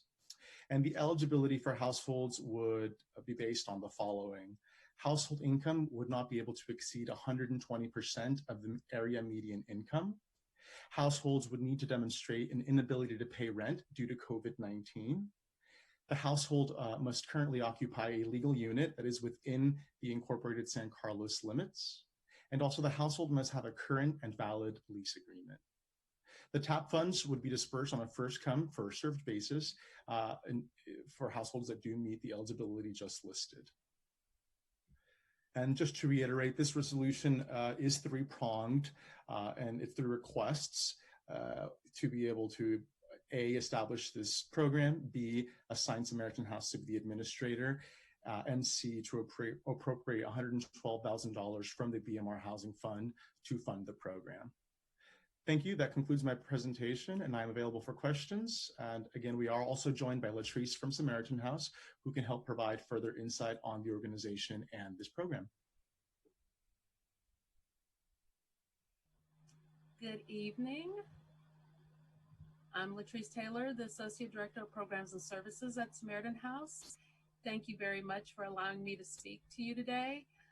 And we truly appreciate the support that you've already been providing to residents in the city. Hopefully many of you know about us. If not, Samaritan House has been around over 45 years as the emergency safety net agency for Central San Mateo. We have provided free services to those who need the most basic of food, clothing, and shelter. The most basic things that people need to be able to survive on a daily basis. We have already been administering funds on behalf of the city of Menlo Park, but we also we serve as the fiscal agent for all 8 core service agencies that cover the whole county. So that means that anyone who seeks financial assistance in this county, if it's approved by another core agency, all of those requests do cross my desk, and we actually have to follow whatever are the guidelines that are outlined for the contracts. And we also follow whatever auditing purposes are laid out. And then we're the ones who actually send out the checks to your landlords and owners, or to PG&E if it's for utility assistance, or if it's car repair. Whatever is that financial assistance that we can take care of, that comes from our office, and that covers the whole county. Some of the other services we provide, we have 2 free clinics. One is located on 39th Street. We run Safe Harbor Shelter, which helps 90 single adult male and females to be off the streets. We're also the largest partner of Second Harvest Food Bank in the county. We provide over 1.4 million meals, hot and cold meals, every year. So we're the ones who are doing your groceries. For people who need to get their groceries, they come to us, and they can save at least $300 per month just getting their meats, their dry goods, their milk on a weekly basis. We also provide hot meals for those who are homebound, or for after-school programs and senior facilities. And even now, we're starting to partner with different organizations, such as the Street Medicine Team. We are providing bag lunches, so when the medical team goes out to the streets, they're able to give meals from our kitchen out to those who are in need of food. So those are just some of the things that Samaritan House already provides. And we are really excited about being able to help administer this fund if that's what you so vote on and choose to do. And if there are any questions, I'm here. Hopefully I can answer some of those.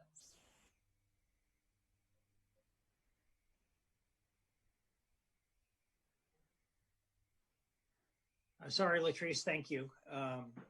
We have, I think we actually, before we get to council questions, I believe that there is someone who would like to speak. And before we move on or get to that person, if I think we're going to have a public comment screen come up a second here. Sorry, I'm having some technical issues with freezing up here. Well, while you're doing that, Crystal, is the speaker ready to talk? Yes, let me go ahead and admit them into the room. Okay, thanks.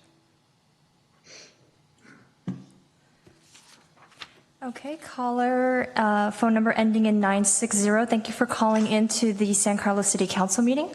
If you could please lower your volume of the meeting behind you, that would be appreciated. You're going to notice a delay in the speaking, so that might help. You will have approximately 2 minutes to address the council. If you like, please state your name for the record before providing your comments. Thank you.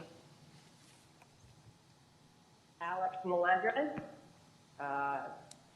Good evening, Mayor Collins and members of the San Carlos State Council. My name is Alex Melendrez, and I am with the Housing Leadership Council of San Mateo County. We work with communities and their leaders to produce and preserve quality, affordable homes. I am speaking on item 10A, the resolution establishing a tenant assistance program with Samaritan House as a program administrator. We applaud and support the city of San Carlos's efforts to support the most vulnerable individuals and families in our communities. Samaritan House's reputation for generosity and providing vital assistance in these great times, in all great times of need, are pretty well established, and we also thank them as well. We would ask that the funds be available to all San Carlos residential tenants, regardless of their citizenship status. This public health emergency treats everyone equally, and no one should go unsheltered. Please pass the resolution establishing San Carlos's tenant assistance program with the assurance that there will be no prerequisite based on citizenship. Thank you very much for your ongoing efforts and leadership in protecting our community. Thank you, Alex. Just a reminder to the public, you can call in if you are placed in the queue. You will be reminded by the city clerk that you are up. You can go ahead and call in if someone's already speaking. Crystal, do we have any other speakers lined up? Yes, we do have one more. I'll go ahead and admit them in. Okay. Caller, phone number ending in 327. Thank you for calling in. If you could please lower your volume of the meeting behind you, so, that would be appreciated. You have approximately 2 minutes to address the council. And if you'd like, please state your name for the record before providing your comment. Thank you.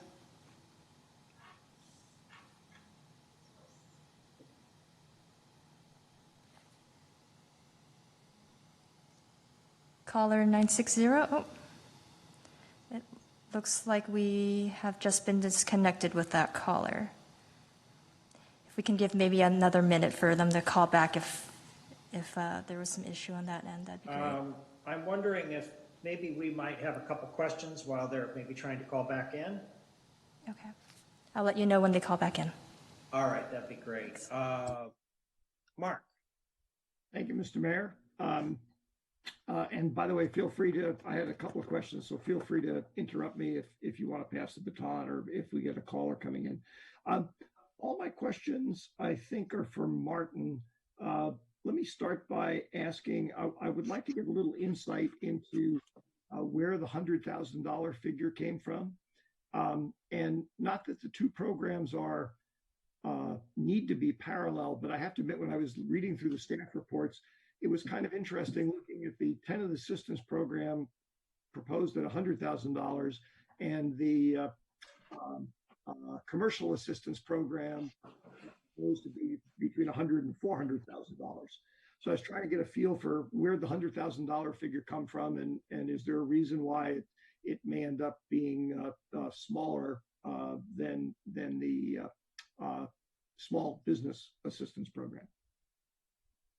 Yeah, so the amount that we set here is kind of the first point that we're setting it at. It's based off of it's a similar model the city of Menlo Park adopted, and because it's meant to be kind of seen as initial seed money that can be supplemented by additional donations. It was modeled essentially to be kind of the starting place that could then be supplemented if reviewing how much interest we got for the program, at which point we could come back to the council to make an additional appropriation. That being said, there's nothing that precludes us from making an amendment to. I do? Okay. To the way it's written now to increase the amount. Okay. Thank you, Martin. Ron, is the caller available? Should I hold off my second question? Actually, Crystal, yes, we do have a caller calling in right now. All right. You ready to let them in? Are they ready to speak? I believe so. Let me go ahead and admit All them in. right. Well, why don't we go ahead and take that call? Good evening, caller ending in 351. Thank you for calling in. If you could please lower your volume on your meeting behind you, that'd be great. You'll have approximately 2 minutes to address the council, and if you'd like, please state your name prior to proceeding. Thank you. Hello, my name is David Tubman. I'm a renter in San Carlos on Chestnut Street. Just calling for a quick saying I'm very much in favor to open up this fund and fund it through the mechanism as described. As everybody knows, this is the low market rate, below median income type of folks who are hit harder because those sorts of incomes typically come with jobs that you can't even work from home. So they're likely to be struggling more, like exponentially more so than those of us. For the record, I wouldn't qualify for this. So yeah, I encourage the council to approve this fund so we can start the outreach for it and dispersing them as soon as possible, so we can give relief as much as we can. Thank you. Thank you for your call. Did we have another caller? I think that is it for this item. Okay. All right. And Mark, did you have some more comment you wanted to provide, or shall I move on? Actually, I did have one more question. Thank you, if I may. Sure. Again, for Martin. So I noticed that one of the parameters of the proposal is that it basically parallels the affordable housing rule in terms of 120% of median income. Is there a statutory, and this may be a Greg question too, frankly, but is there a statutory requirement that the program, if we were to set it up, has to follow that? Or for example, could we say we would like, if, let's say, 80% of the people on our program are below 100%, could we say we would like 80% of the support to go to those people? In other words, sort of steer the money in parallel with where the need actually is, as opposed to just doing it on a purely income basis.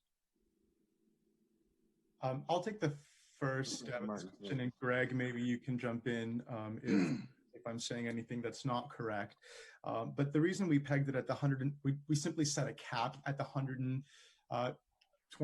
AMI amount, and that's based on the fact that the funds that we're requesting are sourced from the BMR Housing Fund.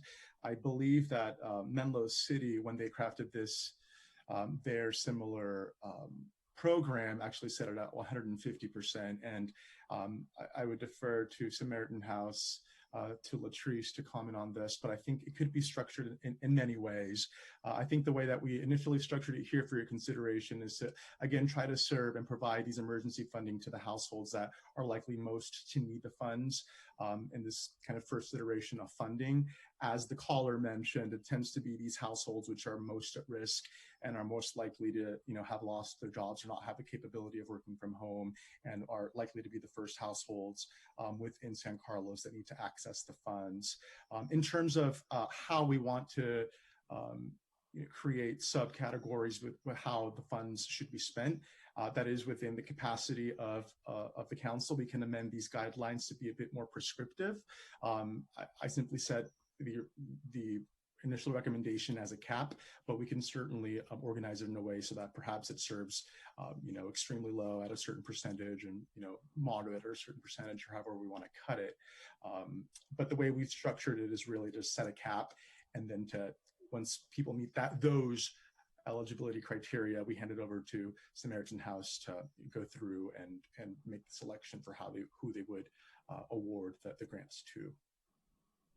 If I could also speak to that. It should be said that the way that we determine eligibility, if you will, for any of our funding sources, because I don't know if you're aware, but we are the administrator for Season of Sharing funds, for Measure K dollars, and we are going to be the administrator, I believe, for the San Mateo Strong Fund as well. What we always look at is how are we going to be able to help people as long as is possible. So most funds ask us to look at what has happened in the past 30 days. So when the previous caller said it might not mean him, well, if his job was affected by COVID, 30 days from now, if he has no paycheck, yes, he'd be eligible. That's how we determine eligibility, based on what you had in the past 30 days. Yes, you do want to look at the cap at 120%, or it could be 60% or wherever you set it. But if people don't have an income within a month's time, everyone's going to fit that category. So it's a great place to start. And I will say that some of your residents have already called us. We've already started looking at them for other funds while we were waiting on this, as well as the San Mateo Strong. And we've been able to say, well, you know what? If you just got paid last week, maybe that means you come back next month when you can't pay your rent. So we don't want to just automatically start giving away money because people meet a certain cap today. We want to look at, can you truly afford your rent now? If not, we can continue to look at your eligibility for down the road, because we honestly don't know how long this is going to last. Okay, thank you. That essentially answers I want to think about that a little bit more, but I think that essentially answers my question. Thank you, Mr. Mayor. Okay, Laura. Great, thank you, Mayor Collins. So question with respect to, it sounds like there's already been some people who've come forward to ask for support here. I'd be curious to know how many. In addition, what are the staff's plans for communicating this program back out to the community should this pass this evening? Latrice, would you like to speak to the communications you've had from our residents so far? Today, I do not have numbers. I know of 2, but as far as how many have come since this started last month, I'd have to go back and get that number for you specifically. I do remember that there were 2 at least. For communications, I was even thinking of some of the previous meeting about how are you getting information out to the community. The county has already started putting out a lot of information as far as what resources to call. And they put out a lot of the listings of all the core agencies. They've put out what are those resources you need to know, especially for county offices, human service agency offices that are now closed, or where do you need to go for legal services, because I was hearing that as well. So I wanted to actually forward that information to you so you could actually disperse that to the residents. And we're just continuing as we find out there's a need. We're making partnerships with other organizations all throughout the county, and as well as throughout the city of San Carlos. So we're just continuing to find other avenues of trying to get the word out, because one thing that anyone should know is anyone who is a resident of this county, the first thing I would always say is call your local core agency. And we're the gateway into all the services for the whole county. So if you don't know what that resource is, call Samaritan House or call the next core. And that's what our role is. That's what we're contracted to do, is to find out that resource on behalf of your residents. Great. Thank you very much. I appreciate it. All right. And Latrice, thank you very much. That was very helpful. Very helpful.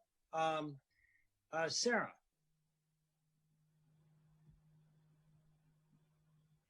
You have to unmute yourself. There we go. Thank you. Easy to forget. I was trying to lower my hand, but I'll do that next. Latrice, I wanted to thank you so much for being with us tonight and for all of the hard work that Samaritan House is doing in our community. It's just, I know that there is a huge demand for your services right now, and I'm sure you're really burning the midnight oil, helping everyone, and I want to thank you for your service. I have two questions. Is the money that we would be giving tonight, would that be termed on the basis of the emergency order? Meaning, you know, if we don't use the funds during this health emergency, what would happen to them? I assume that they're going to be all used up within a matter of weeks, which is the ideal circumstance, but what happens if they're not? And then I wanted to ask about the citizenship question that came in via public comment as well, please. For any funds not dispersed, we would turn back for your guidance as to, would you want to continue as long as there's a need with relation to COVID? Or if you decide we want to just help our residents with the remaining funds after this passes, that's fine as well. So we leave that in your hands to determine how you would like to move forward with the funds, because they will be designated for residents of San Carlos only. As for the residency status, I will be quite frank, we do not ask that question. Let me correct that. It does appear on our intake form purely for demographic information, but it is not required for anyone to answer that question. We serve anyone who walks through our doors. Okay. Thank you. Mm-hmm. All right, Adam.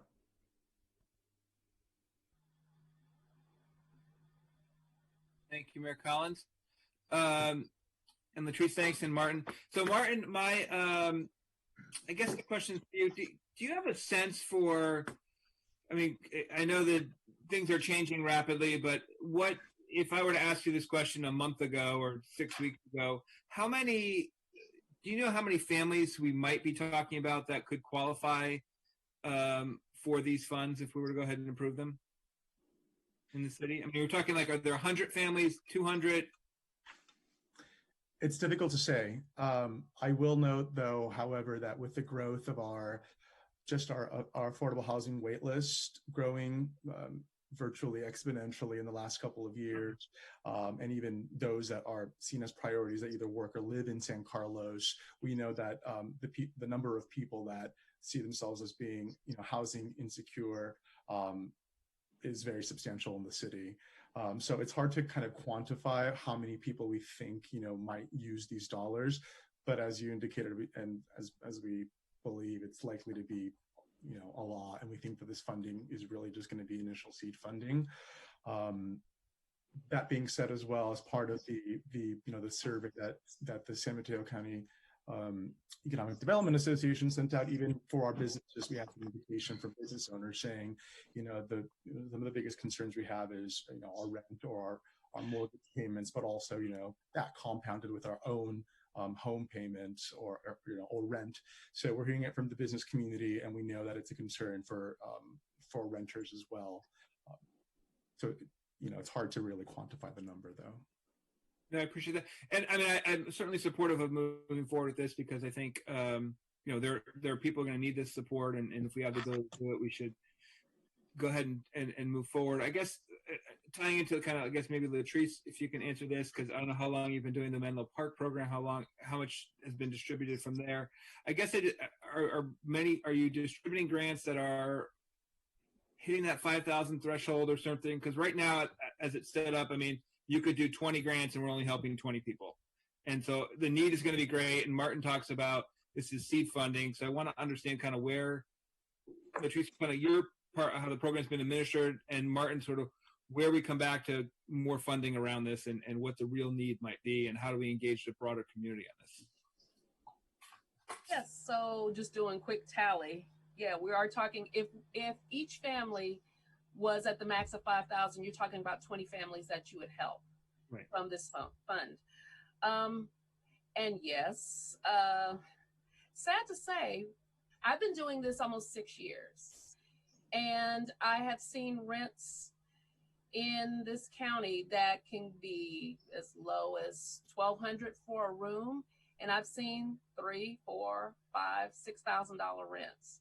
Mm-hmm. And when you're talking about people in this city who suddenly have no job, but they've been able to afford a rent that's $3,000 and $4,000.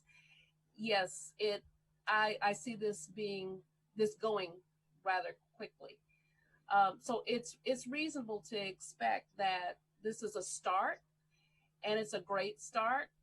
But at some point it may be exhausted, and you are looking at about most of our grants tend to be around 2,500 is what we would do. And usually we would pay up to about 2 months of rent in normal times is what we usually done. But in this instance, it's totally different. So I think it's going to require a little bit more. And then Martin, can you just comment on sort of this is initial funding, where we might get that, or are we looking at outreach to the broader community, to maybe from the community foundation or others to kind of support this more broadly? Thank you. Sure. Yeah. So I think that's, as Latrice mentioned, it's, as we all know, it's uncharted territory, and it's difficult to, compare a rental assistance payment program in normal times versus now. And, the Menlo Park program is relatively new. We don't have data to report on how that's been used, and what they expect for maybe the second round to their council might be, and what their ask might be. So, we're not entirely sure, what the right amount of funding would be, but, what we do is once the program is set up, we'll have some data to understand at least how many inquiries we're getting, to understand what a potential capacity might be. And given that it will be organized to be able to accept donations,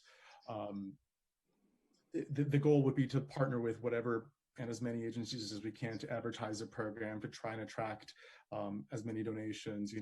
As you've heard, there's several kind of places for people to help out with supporting the type of group that people want to support, whether it be a small business fund, directly impacting San Carlos, or whether, potentially it might be people want to help a fund that's directly, keeping people in their homes, and that would be where you would direct your contributions, which would be this program. So the intent is really to create a program where people can go ahead and supplement and support that particular, segment of the population or the community that they want to help support. And this would be, another avenue to direct those donations to. All right. Great, thank you. All right, thanks, Adam. Any other questions from anybody? And if not, I didn't see any messages from you, Crystal. Was there anyone else that popped up that wanted to speak? No, I'm not seeing any. There are no callers on queue at this moment. All right. Well, I think the next thing is this is definitely an action item. So we are going to need an emotion or a motion of some sort, unless there are any other questions.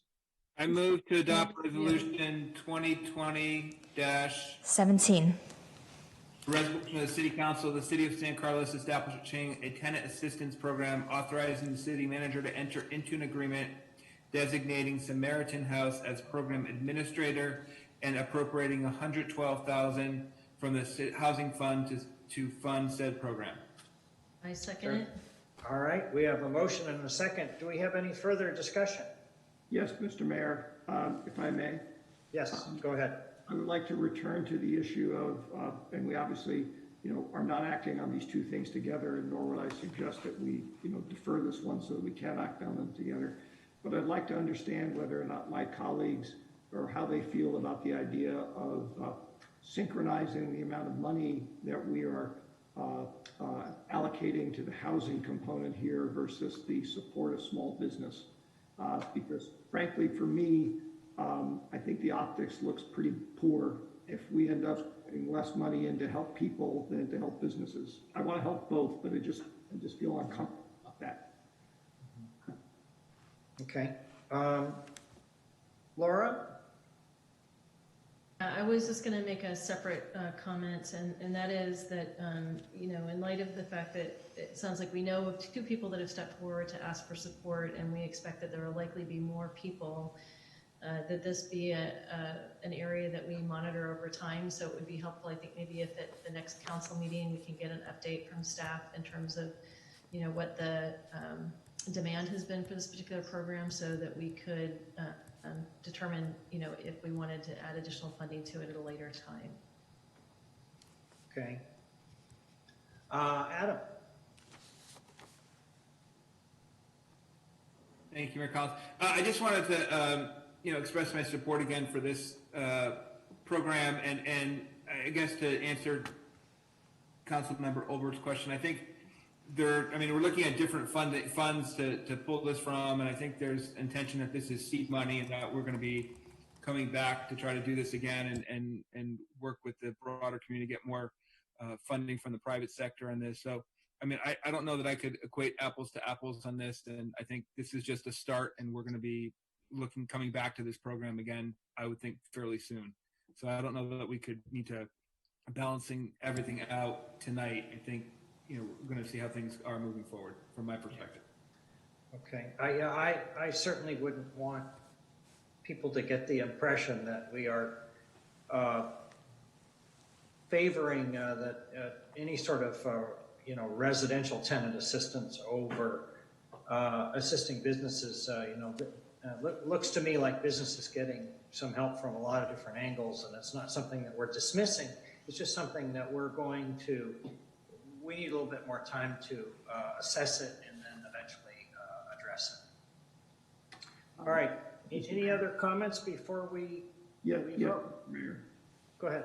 If I may, would there be any interest among my colleagues about us, and I'm not going to try and do the math in my head, but raising the amount of money that we'd be allocating here to $200,000 with the intention being of, obviously not a commitment, but the intention being that that would be the size, the initial seed size of item 10B as well, basically to bring them into alignment. Well, that hasn't been brought up.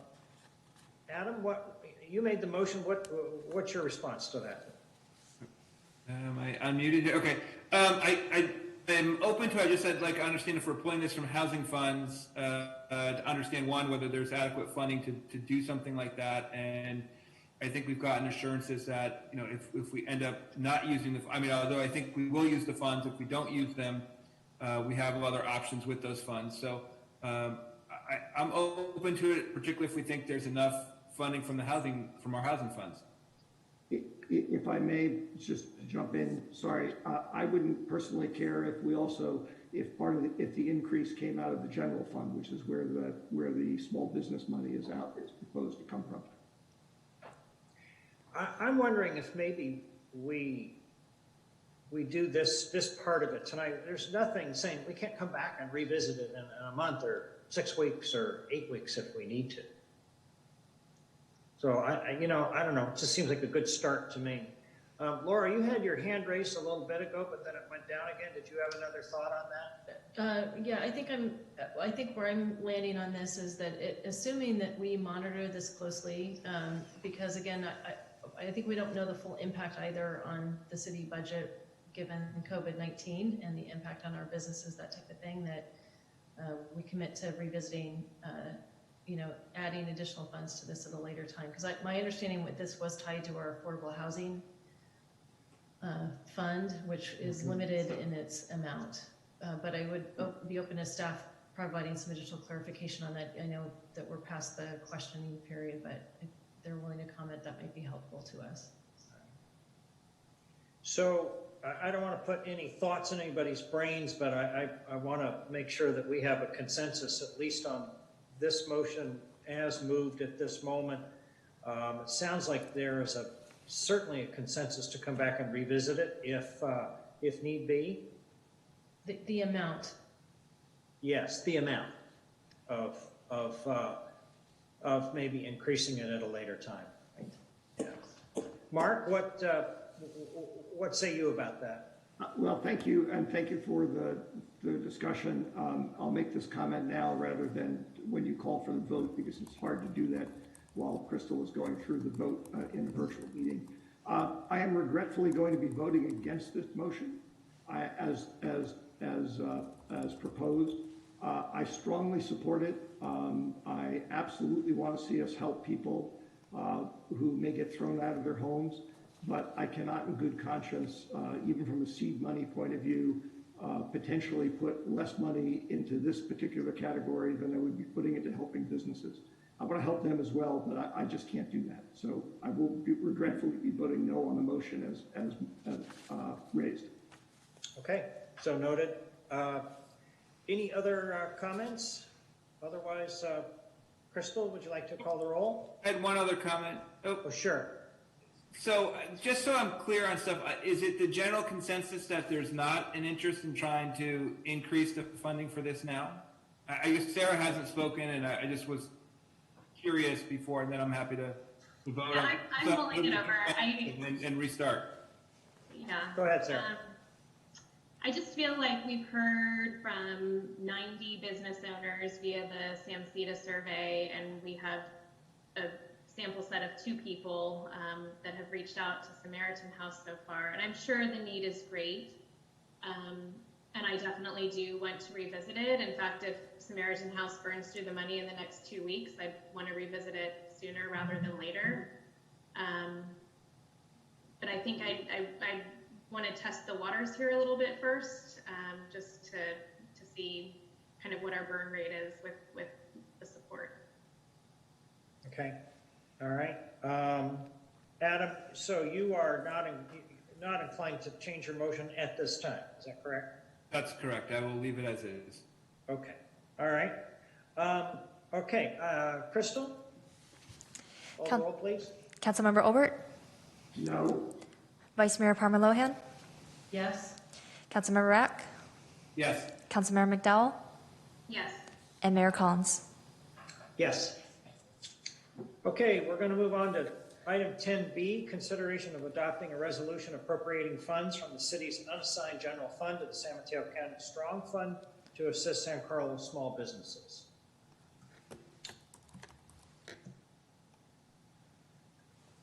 Good evening once again, Mr. Mayor, members of the City Council. Martin Romo, Economic Development Manager. The second item I bring before you this evening is a resolution to appropriate between $100,000 to $400,000 to the San Mateo County Strong Fund.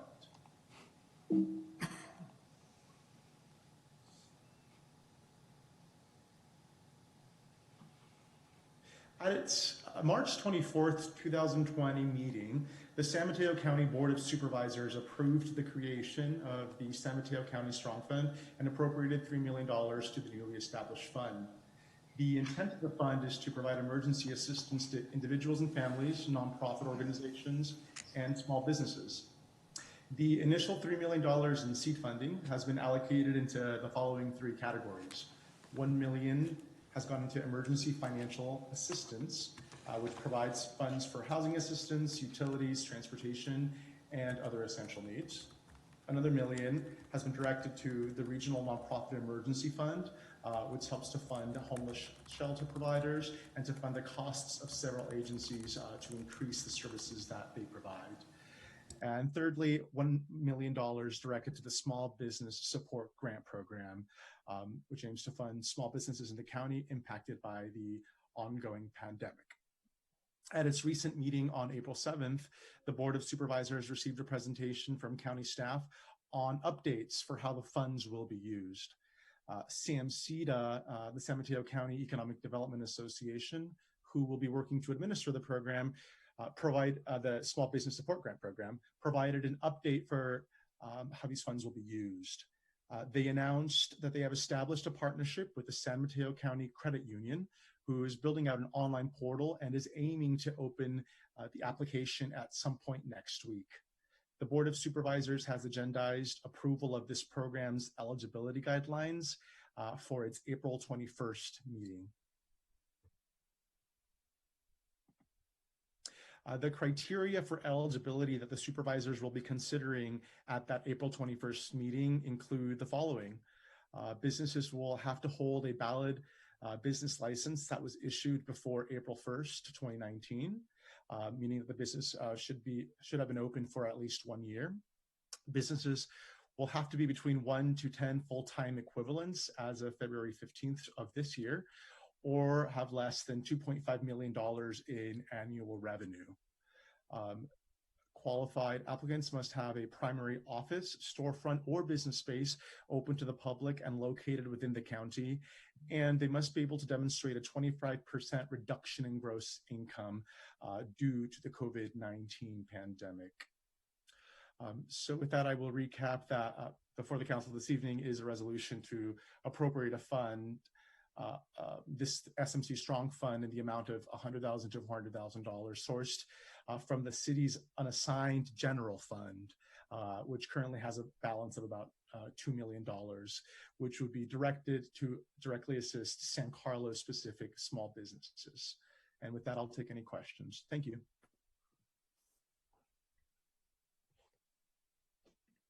Thank you, Martin. Crystal, we would normally take some public comment right now before we have questions. Do we have anybody in the queue? Not at this moment, but we can give a minute or two for the public to call in. I'm going to allow a little bit of time now, so if any member of the public would like to call in, please do. The number is on your screen there. And it may be a little bit of delay. It appears it's about maybe 20-30 second delay. So if you'd like to call in and comment on this item, please do so at this time. And we'll wait about 30 seconds or so, or more if there are other callers.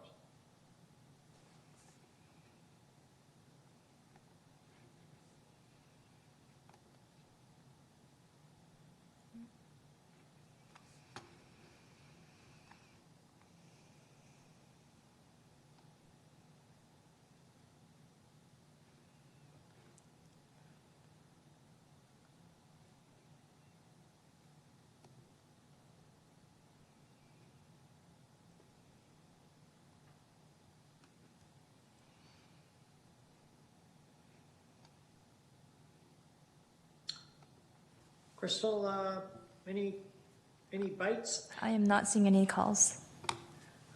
Okay. Let's move on to some questions. Adam, you're up. Great. Thank you, Mayor Collins. Martin, thank you for the presentation. Just had a couple of quick questions on this. Can you go back to the slide on the criteria, or if we're putting together this fund, do we have the ability to put any of our own criteria in, or do we have to only follow what the county ends up putting in as part of this program? We're part of a multiple point question. Yeah, that's a great question. So it's my understanding that we would be subscribing to the eligibility criteria that SAMCETA through the county would be adopting. So the Board of Supervisors will ultimately be making the decision on what the criteria would be for this fund, and we would be subject to that. However, the one piece of this that we would control is that the funds must be directed to San Carlos specific businesses. Okay, so I would, I guess I'm just going to raise, I have a little bit of concern with this then, because I don't know all the criteria that's in there, so I guess that depends on what the supervisors come up with. But, I'm going to piggyback on some of the previous discussion from the last item. Is that, I think if we could require that some of the funding had to go towards payroll, that would give me more comfort that we're only, we're helping people with rent, but we're helping the businesses. We're also helping cover payroll. So we're now helping people similar to the paycheck Protection Act has a requirement on payroll. And I just don't know that the 2.5 million is a good number for us. I mean, I'm assuming a lot of restaurants and others, I mean, while they may have low margins, some of their revenues are higher than that. We've got businesses with higher revenues. I'm not, not looking at things that are making hundreds of millions of dollars, but I would think that we should be a little bit more flexible in the criteria as well. So I'm just concerned if we're restricted to this only, that I've got some concerns with the way this is structured.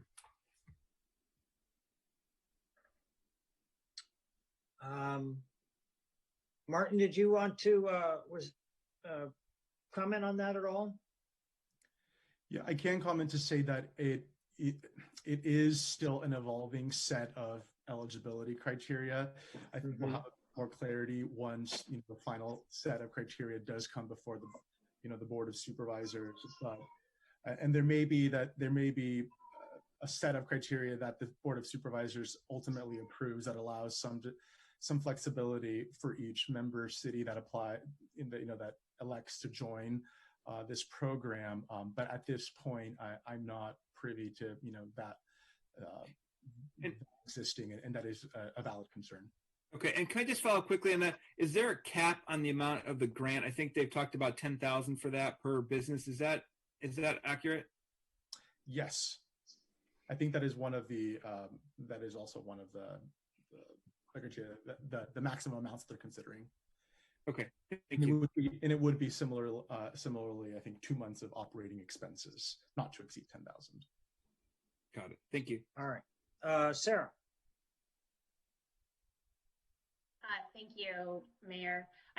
There was mentioned in the staff report that there was still some consideration of whether to go with grants or loans. And it sounded like, from what I heard from Roseanne Faust today on the county call, that it would be grants. Is that also your understanding, Martin? As of today, I think it has changed so that it will be a grant program. Okay. And then I have the same question that I asked regarding the rental assistance was, I'm sure the money will be used, but if it's not, is there a provision that it would be returned to San Carlos, or would it go into the fund itself? Yeah, that detail hasn't been articulated yet, but I suspect it would be, and I think that we would make sure that whatever remaining funds would either be returned to the city fund or organized in such a way that would be acceptable to the council. Okay, thank you. All right, Mark.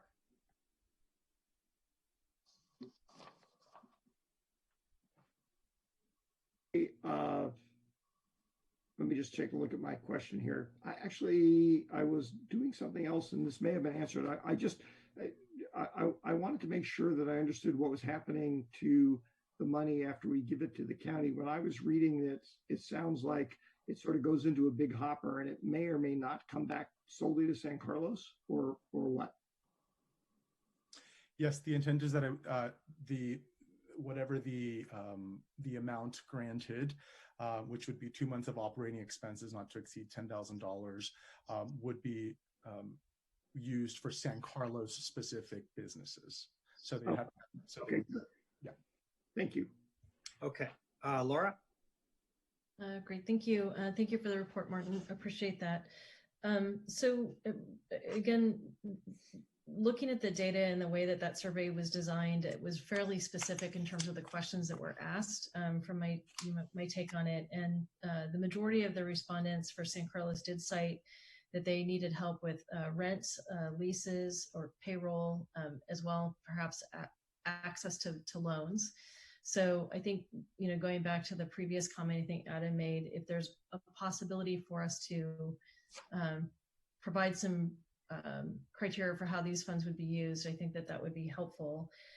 My question is around what do we know to be the mix of businesses in San Carlos? So what I'm seeing here is that they have to have between 1 to 10 full-time equivalents as of February 15th, or less than $2.5 million in annual revenue. So what I'd be curious to know is, across our community, what's the percentage of businesses that fall outside of that versus those that fall within that? That's an excellent question. I don't have the answer to you immediately, but I could certainly figure that out. We do have a substantial amount of small businesses that would meet this definition of less than 10 full-time equivalencies. We've got a lot of sole proprietorships that would qualify for this, but in terms of the percentage of the businesses in town that would qualify for this, either with the 10 FTE or the $2.5 million, I don't have an immediate answer for you. Yeah. So my take on it was that of those people that responded, those first 90 respondents to the survey, it appeared to me they didn't cite their revenues, but most of them had, identified themselves as, gig workers or having, they were consultancy practice, sole proprietor, small shops where they've had to lay people off, like around the 5 to 10 number. Most of them were kind of, in between 1 and 5 for sure. Is that your sense, Martin, in terms of our community that we're trying to target with these funds? Yeah, I think generally speaking, that's correct. So there again, I mean, my sense is as if, again, we're not talking about a lot of money, right? This isn't going to go that far. This would effectively, at a $10,000 grant level, serve potentially 10 businesses, maybe 20. It'd be similar to that rental assistance program, is my take on this.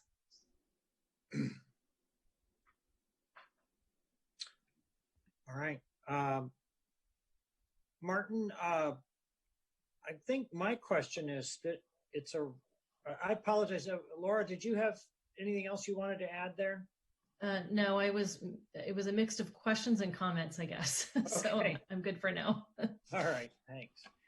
So Martin, my question is we have a rather large range here that we are thinking about appropriating between $100,000 and $400,000. And I'm wondering how should we think of this, and how should we compare, say, to what other cities have done, and maybe what we would do?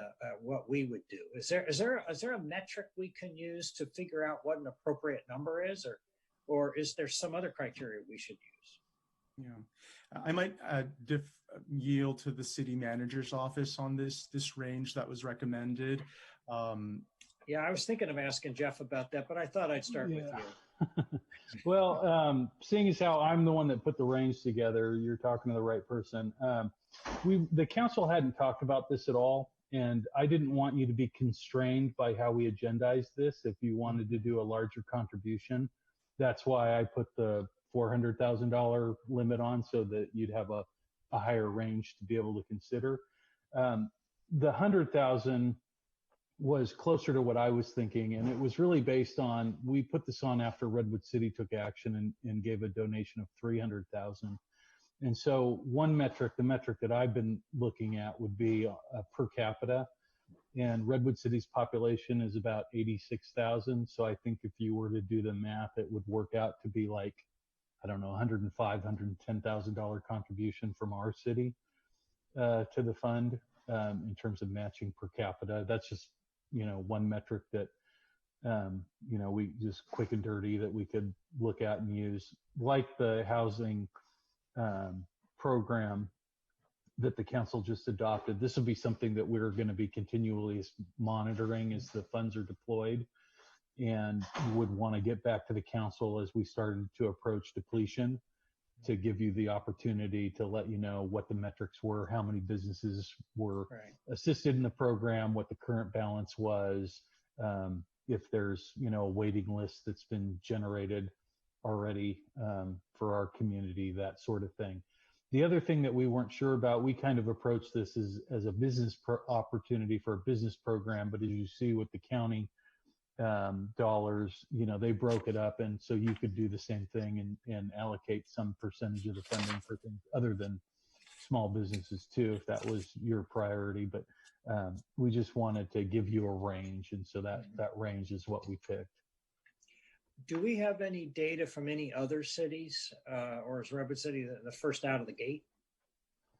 They were the only one that I was aware of last week when we were putting this report together, but we could do some more research.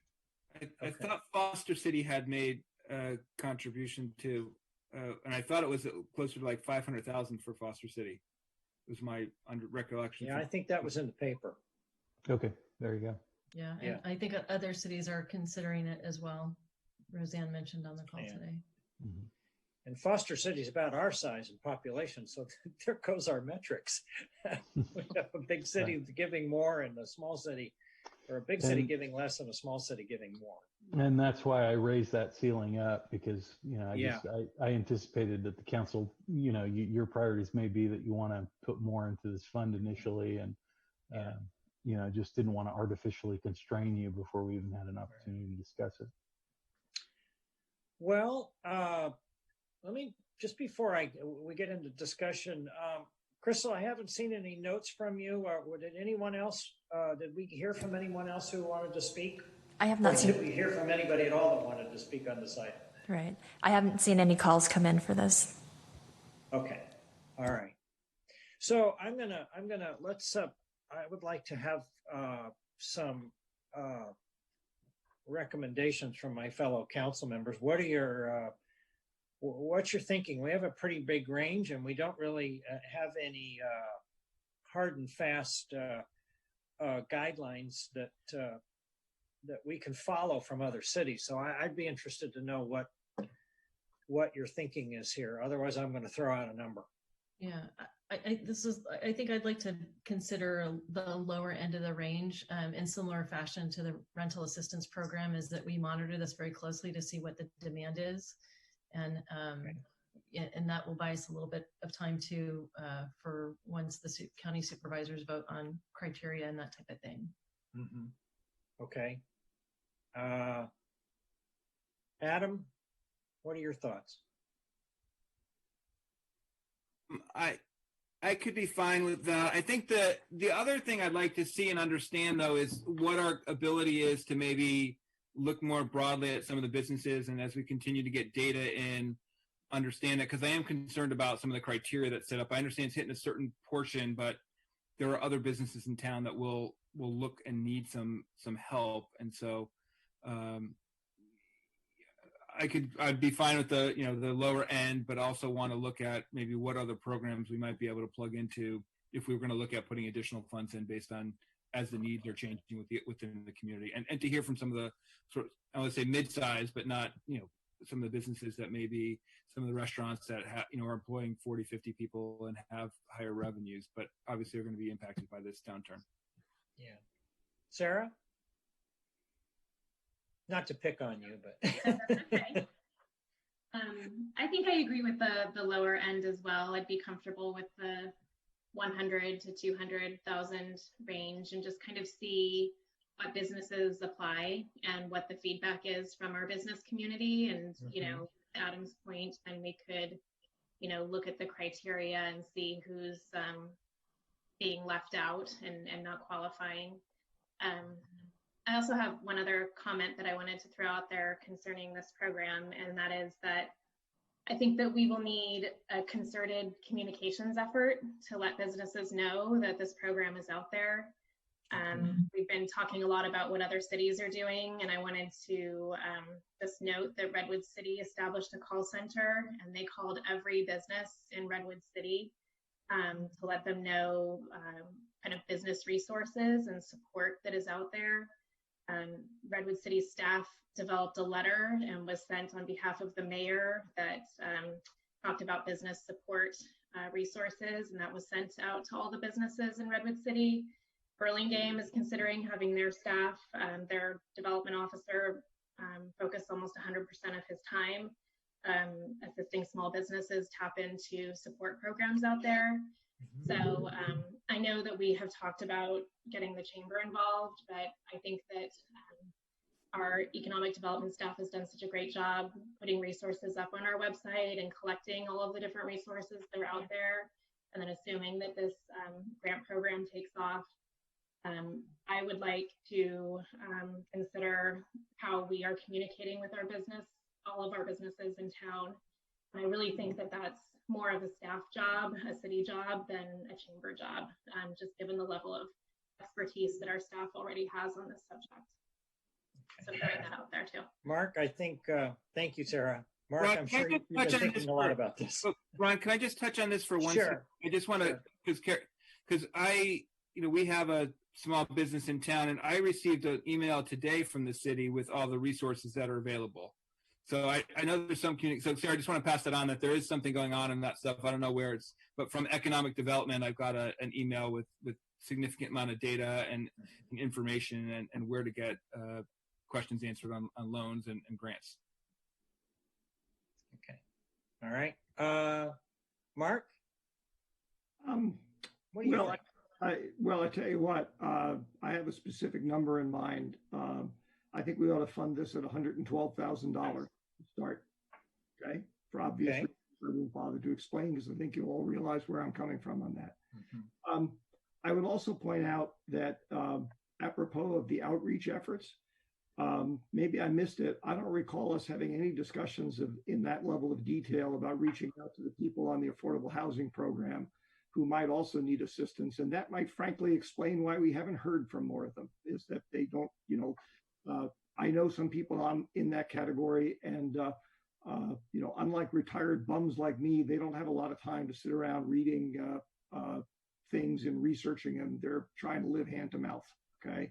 So I would say that $112,000 to fund this to start, and whatever effort we do here in terms of outreach, I suggest we do a parallel effort with the other program.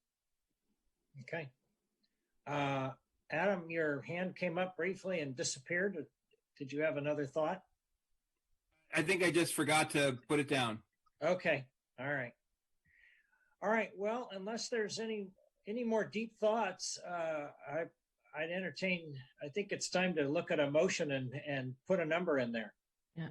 I move to adopt resolution 2020-18. A resolution of the City Council of the City of San Carlos appropriating $112,000 from the city's unassigned general fund balance to the San Mateo County Strong Fund to assist San Carlos small businesses. Second. All right, there's a second. Any other discussion on this? All right, Crystal, please. Councilmember Rack? Yes. Councilmember McDowell? Yes. Councilmember Olbert? Yes. Vice Mayor Parmer Lohan? Yes. And Mayor Collins? Yes. Mr. Mayor, Mr. Mayor, may I make just a brief one? Yes. Thank you very much for keeping these two programs in alignment. Although I will have to admit that I'm now disappointed that I'm not going to be able to publish the really interesting and I had fun writing blog post that I was going to put out if we had funded them substantially differently. But it's going to have to go in the trash bin. So thank you, guys. I appreciate it. What will you do? Okay.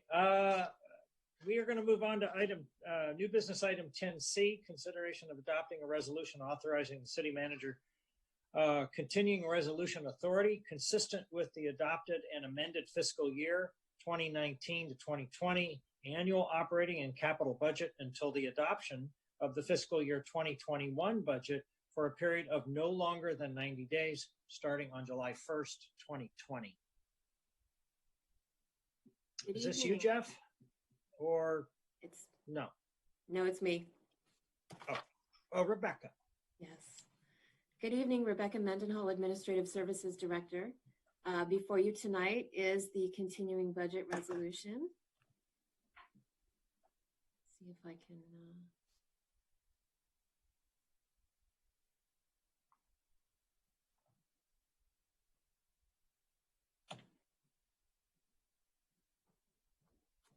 So approval of this resolution will set the appropriation levels for the next fiscal year at the same level that they're at today. The continuing resolution will be in effect beginning July 1st, 2020, and will continue for a period of 90 days until such time that we can adopt the budget.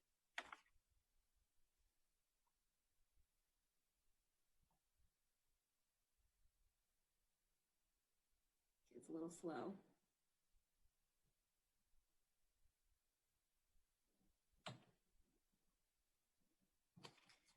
Every agency must adopt an official appropriation level, which is typically done at the time that we adopt the budget in June. Since the budget study sessions originally scheduled for May 7th and May 12th were canceled as a result of the COVID-19 emergency situation, the resolution before you tonight will allow the city to continue services and pay bills and payroll at the same levels that we have now. Any changes to service levels or new projects would still come forward to council as they normally would have done.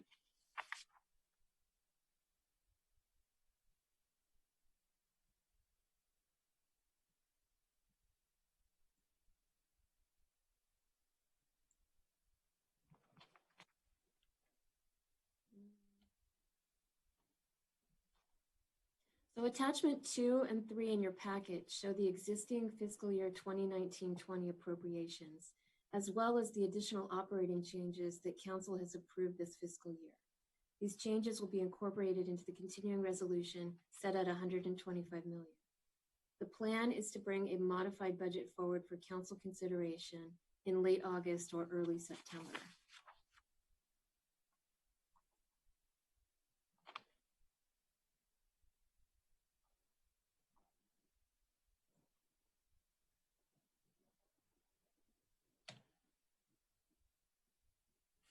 This pie chart reflects the total citywide expenditures of the $125 million allocated to each of the following categories. The general fund at $48.65 million, the wastewater sewer fund at $16.9 million, debt and other revenue funds at $1.14 million, capital funds at $56.3 million, which includes any projects that were previously approved but not completed, and internal service funds of $2.2 million. These revenue estimates shown here will also be held at the existing budget levels. When we bring the budget forward later this summer, we'll revise the budget numbers as appropriate. These are the general fund revenues that are most likely to be impacted from the coronavirus emergency. Property tax is one of our largest revenue sources, and although the county has delayed the second payment that was originally due on April 10th to May 4th, there will be no delay in the transfer of funds this fiscal year. Future revenues could be impacted, however, by the slowing of construction and development and possible impacts to real estate sales. Sales tax is our second largest revenue source, and we are expecting to have significant reductions this year. Earlier this month, the governor announced 2 deferral programs for small businesses. On March 30th, the governor approved a 90-day extension plan for all businesses filing a return for less than $1 million in tax liability. The second program was approved a few days later on April 2nd and allows small businesses to enter into a 12-month interest-free installment plan agreement for up to $50,000 of sales and use tax liability. A business who takes advantage of this program will owe their first payment on August 31st if they combine it with the first program. So these 2 deferral plans, along with expected declines in revenue, will have a significant impact on our revenues this year and next, and possibly into the future. Transient occupancy taxes are collected by each hotel and remitted to the city on a quarterly basis. As a result of the shelter-in-place order, an overall decline in business travel, it is anticipated this revenue will also drop significantly. Charges for services and licenses and permits represent 14% of our revenue. This revenue not only includes development and construction fees and permits, but also includes park and recreation fees. Since our facilities were closed in early March and our programs were canceled, we're anticipating declines in recreation revenue until such time that those programs can resume. In addition, although we have the ability to take certain development permits online, with the county order and construction activity limited, we expect declines in those areas as well.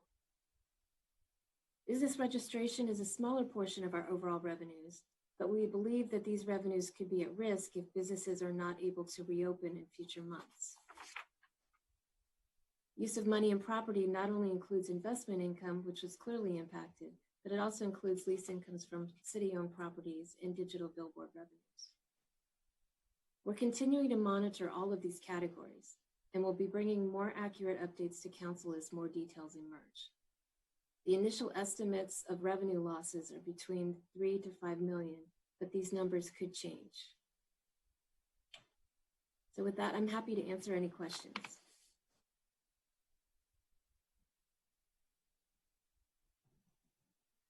Mark. Thank you, Mr. Mayor. Thank you, Rebecca. Wonderful presentation as always. this is actually less of a question than it is sort of a statement or observation, probably more for Jeff.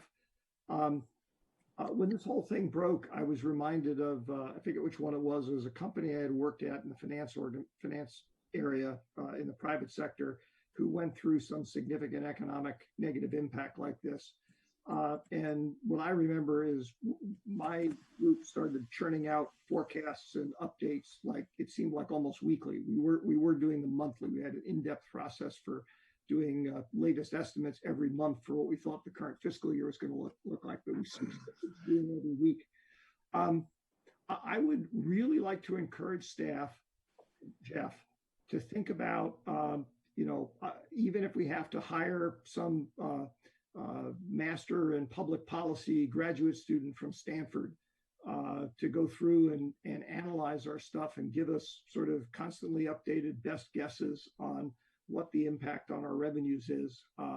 It's a pretty serious number, and getting a handle as soon as we can on what's likely to be the case is very significant, because a loss of a few $1 million in revenue that we think is going to turn around relatively quickly is one thing.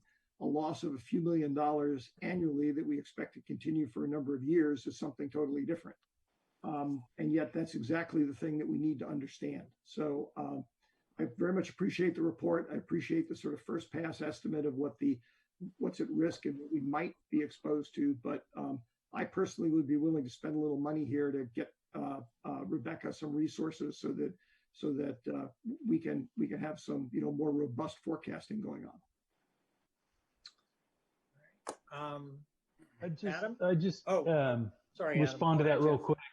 We work with a company called HDL, which is I think the largest provider in the state of California of tax revenue data. So that'll give us a picture not only of our own local revenues, but also a statewide picture, which will help, and a region-wide picture, which will help inform us as well. So, our struggle as a government entity is, like I could tell you, tomorrow with just a little bit of research, what's happening with our building revenue or our Parks and Rec revenue, because we control that directly. But the sales tax revenue and TOT and things, they don't flow through us directly. They flow through other government agencies before they come to us. So we don't have that boots on the ground data. HDL has a pipeline to get that data, as quick as that data is actually available to us. So this is going to be something that we're going to be very focused on for a while. And it's something that your administrative services director and myself, I guess it's not sad at this moment, but sort of sadly have quite a bit of experience with in our careers, in our career specifically in San Carlos. So we're starting to tread on ground we're pretty familiar with, we haven't seen in a while, but we have a pretty solid playbook, and we'll be bringing quite a bit of data and options to the council as we move forward relative to our budget and our finance picture. So I appreciate the council taking it so seriously at this point. We really appreciate that. It'll pay dividends down the road. If I may, Mr. Mayor, just as a brief follow-up. I'm glad to hear that, Jeff. I'm not surprised, but I am glad to hear that. I guess I would emphasize once again that the issue here in my mind is less about getting data than it is about getting forecasts. And that's, the forecasting is hard because of all the things you mentioned, but it's even harder because you're having to project the future. But that's fundamentally, at least for myself, with my finance background, that's what I want to see. Even if you come back, 1 week you tell me one thing and the next week it's 30% different, I can deal with that. What I can't deal with is waiting 6 weeks to get more accurate data. So that's just what I wanted to make clear. All right, Adam, I'm going to take your comment, but before we do that, Crystal's going to put up the public comment screen. So while we're listening to your question, the public comment screen will be up, and encourage anybody who does want to speak on this to please call in. In the meantime, Adam, go ahead. All right.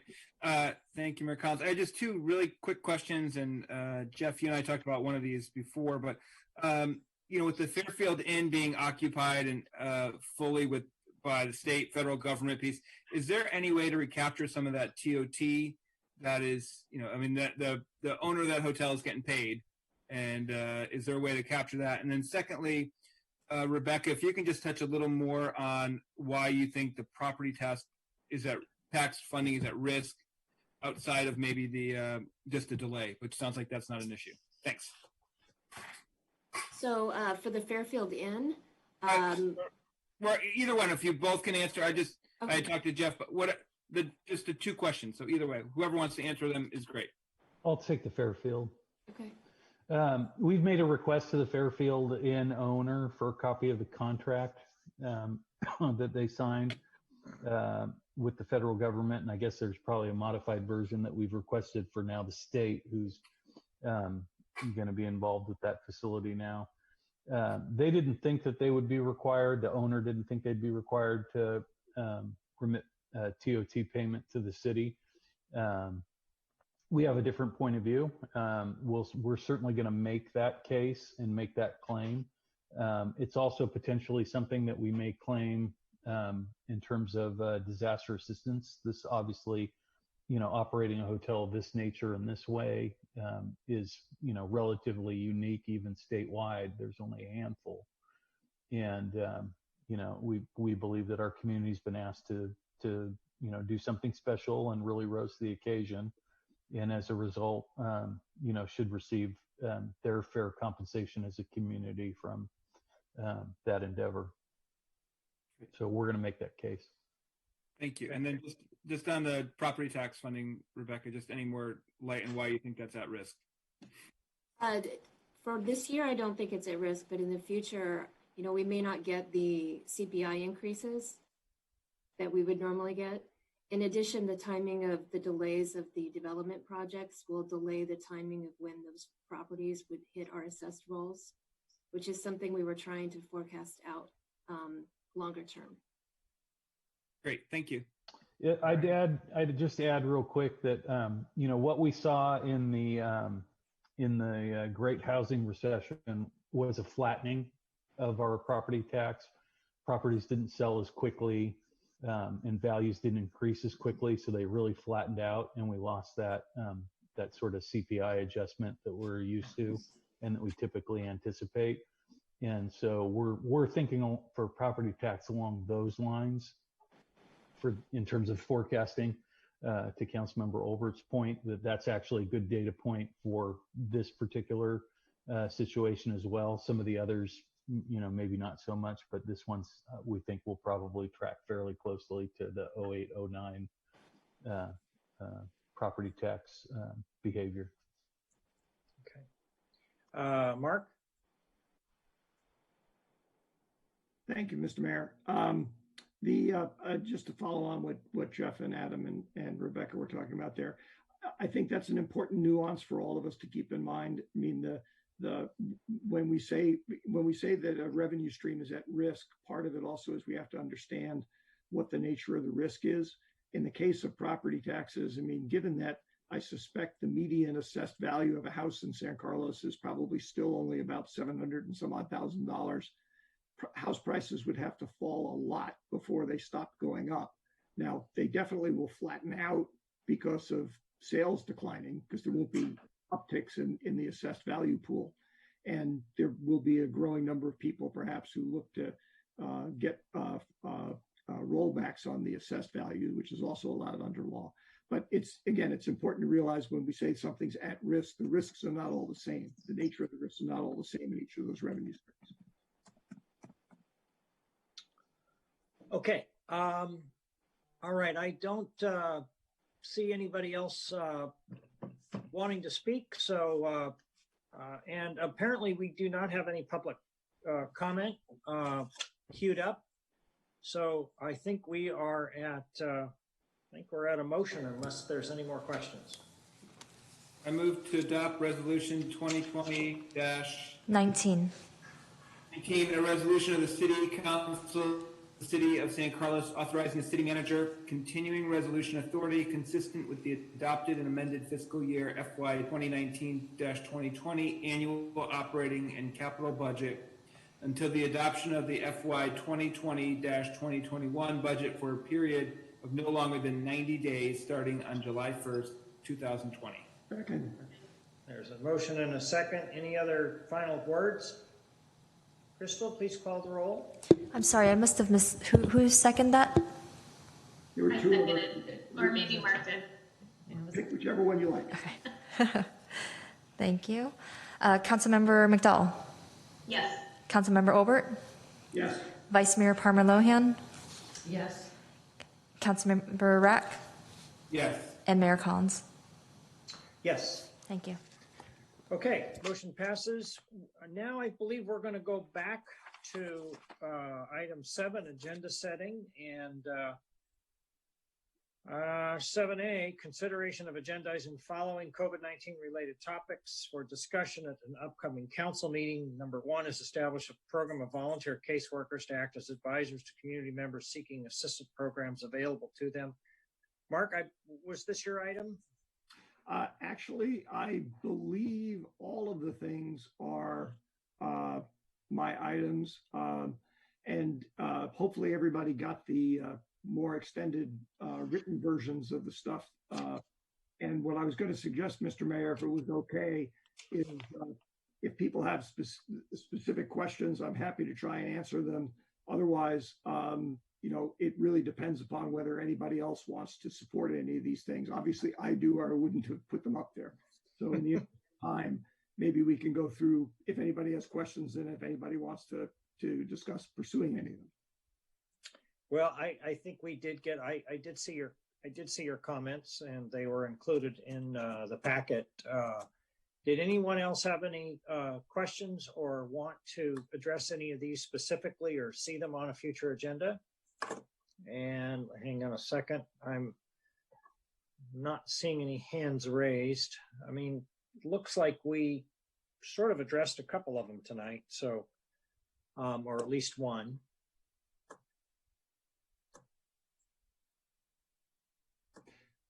Well, Mark, did you want to say anything else? I will say that I obviously think all of these are worth our consideration, or I wouldn't have submitted them. I am particularly concerned about the last item, which basically is, I know for a fact, as I think you guys do too, that I am still in touch with developers who are moving forward with projects. And I don't dispute the fact that they should be doing that, and they can do it from working at home and whatnot. But we are going to likely lose more and more of whatever review time that we might have anticipated having for adjusting our land use regulations because of the COVID-19 crisis. And if we don't do something about that, what we're going to find is I think less and less flexibility to do something should we decide to do it. So that of all of them, that's probably the one that I would give somewhat more focus to. But if nobody wants to support that stuff, nobody wants to support that stuff. That's why there are 5 of us. So okay. Adam, did you want to? Just a quick comment on one of them. I think on the review of the fiscal impacts. I mean, just Mark, or do you feel like that's sort of been covered by, like, we're going to be looking at that, or Jeff, I'm assuming that at some point you would intend to do that regardless?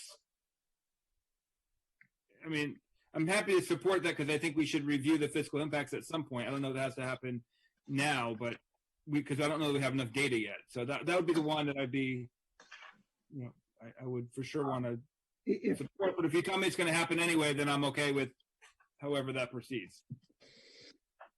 If as I guess a very short version of what I tried to explain a few minutes ago is, from my point of view, Adam, I actually don't want to wait for the data. I'd like to see a forecast sooner than that. There's 2 dimensions to the forecast: what we think is going to happen to revenues and how long we think it's going to last. And I will not hold anybody accountable for the specifics of that, because that's the nature of forecasts. But that's why after Jeff and I talked about this, even with the budget item on the agenda here tonight, That's why I asked to have it left in there, because I do feel that looking at a revenue forecast sooner rather than later is important, even sooner than the end of this fiscal year. All right, Sarah? Thank you. I wanted to comment on Mark's last point. It's my understanding, and I had an opportunity to talk to Jeff about it today, that the commercial projects in general have slowed a bit. And I do agree with you. I want to make sure that we keep our foot on the gas pedal with our East Side Planning Initiative. It is important, and it's something that we listed as a strategic priority, to take a proactive approach to planning and development on the East Side especially. So I don't know if Jeff wants to chime in on that, but it's my impression that that's still going to be going forward. Yes, that's correct, Councilmember McDowell. We still understand that to be a priority of the City Council, still part of your strategic plan, and we still are going to make every effort. I think obviously right now there are delays in everything, including processing applications and doing advanced planning work. We may need to rejigger what our staff is working on and how they're doing, depending on sort of the long range impacts of financial impacts of this and the effects that it has on development. If they're similar to what we've seen in the past, we could expect a pretty significant slowing, even for projects that have been inside the planning process already. We saw that with the Palo Alto Medical Foundation Hospital, and it's continued to this day. It still hasn't gone forward and been built.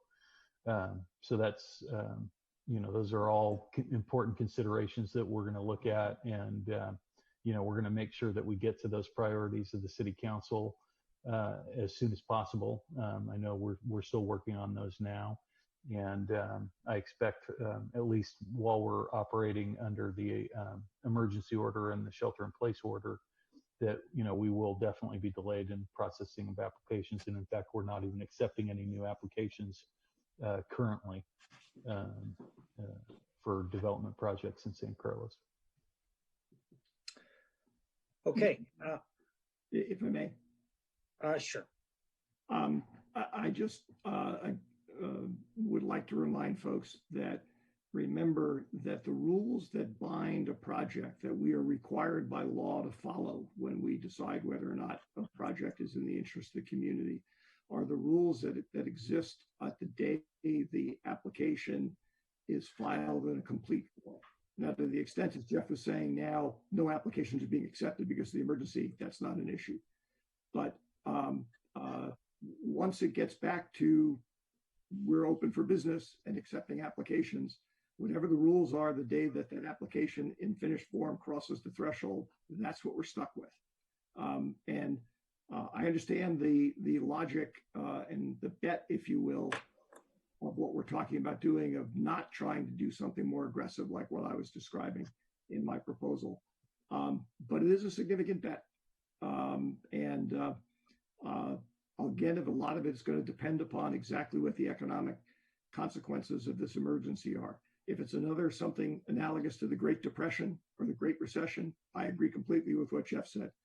If it's a relatively quick turn back, then I don't agree with them at all. And I don't know which one that's going to be either, but that's the bet we're making. So, but we've probably discussed this enough, because I don't, it takes 3 people to do this, and I don't think there's even more than 1 at this point. So, Mayor Cons, could I just ask, because I don't know that Jeff answered my question about the review of the impact of revenues. I think Mark sort of filled back in, but I don't think Jeff.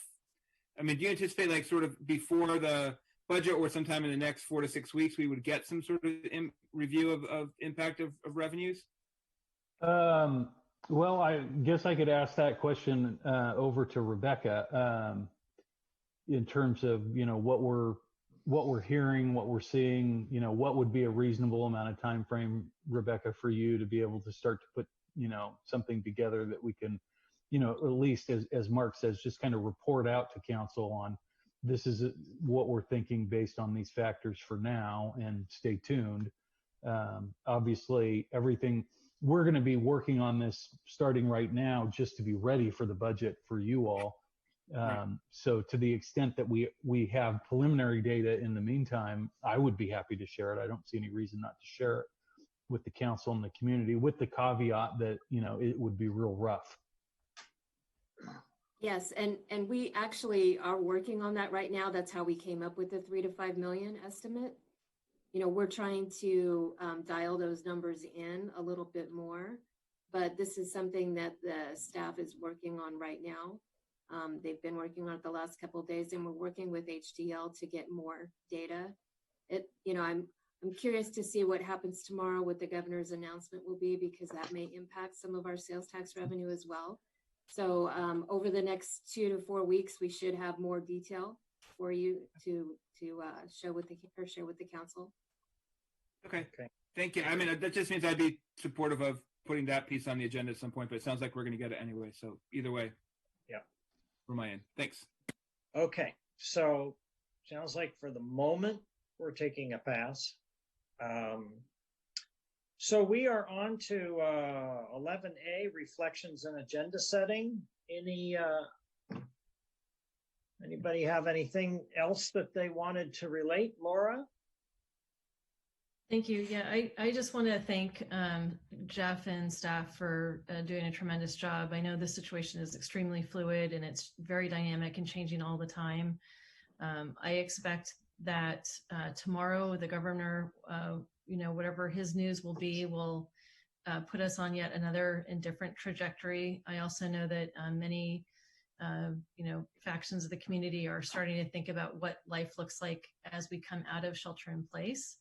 So, you know, I'm committed to staying in tune with those conversations as well as to our community to understand people's needs. And, you know, my ask is of everyone just to, you know, step forward and share with us what is on your mind, what you're concerned about, and what you need in order to get back to life as you knew it. Hopefully, we will, you know, at some point in the near future, return to life like it was, but maybe with a little bit more social distancing and that type of thing. But I just want to, you know, hats off to staff. I know you guys have been working and gals have been working very hard, and I'm very, very appreciative for everything that you've done. Well said, Laura. Mark? Thank you, Mr. Mayor. Yeah, I just wanted to echo a little bit of what Laura was saying. I too am continue to be impressed with staff's diligence and efforts in all these areas. I particularly appreciate personally how rapidly staff members like Chief Dury and Jeff and Greg have gotten back to me with questions that I've seen on social media, because to the extent it's possible, I'm trying to sort of tamp down things a little bit where they're starting to spiral out of control. And obviously I can't do that without knowing what the real story is, and I can't do that without staff. So hats off to you guys for doing all that stuff.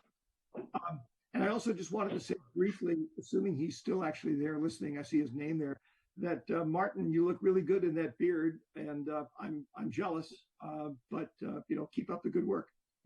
Thank you. Okay, yeah, sometimes I feel like we're all in this rowboat rowing in the middle of the night, and we don't know where we're going. But yeah, I also echo everybody else's comments about the hard work the staff is doing. It's what a Herculean feat this is, and again, uncharted waters. So we all very much appreciate what you're doing. And with that, any other staff comments or on city administrative business? Nothing on city administrative business, Mr. Mayor. I just wanted to take the opportunity to thank all my staff members for their hard work and their expertise and their willingness to be flexible in how they're approaching their job and serving the community. I know how much the community and our programs mean to our staff members. And I've just been very proud to lead this organization during this time. I'd also like to thank the council for your support and your patience and your advice throughout this. This is uncharted territory. I've been doing this for 25 years, and while I might have fantasized about this, I never actually imagined I would be wearing sweatpants and a dress shirt at a city council meeting in my living room. But here we are. and everybody's smiling and doing their very best. And I appreciate that. You're making decisions that I imagine you didn't imagine you'd be making when you ran for office. And you're doing a wonderful job, and you're approaching it in a very San Carlos community-oriented way. And then lastly, I'd like to thank the community for all their support and their kindness, not only towards city workers and our city services and our sister agencies, but also one another. And the spirit in which they've embraced these health orders has really made a difference. It's saved lives. And while I have no doubt that there's going to be some challenges in our future here in 2020, if we can take that same kind of energy and that same kind of community character and apply it to those challenges as they arise, I have no doubt that San Carlos is going to emerge from this, as it's emerged from other difficult periods in its past, better than it was before, stronger than it was before, and more ready and willing to take on the future. So that's all I've got to add. Thank you all very much tonight for your meeting and your energy and participation. Good. Well, I think we got this meeting a little bit better than the last one, although the last one wasn't too bad. All right. Well, with that, we are adjourned. Good night to all.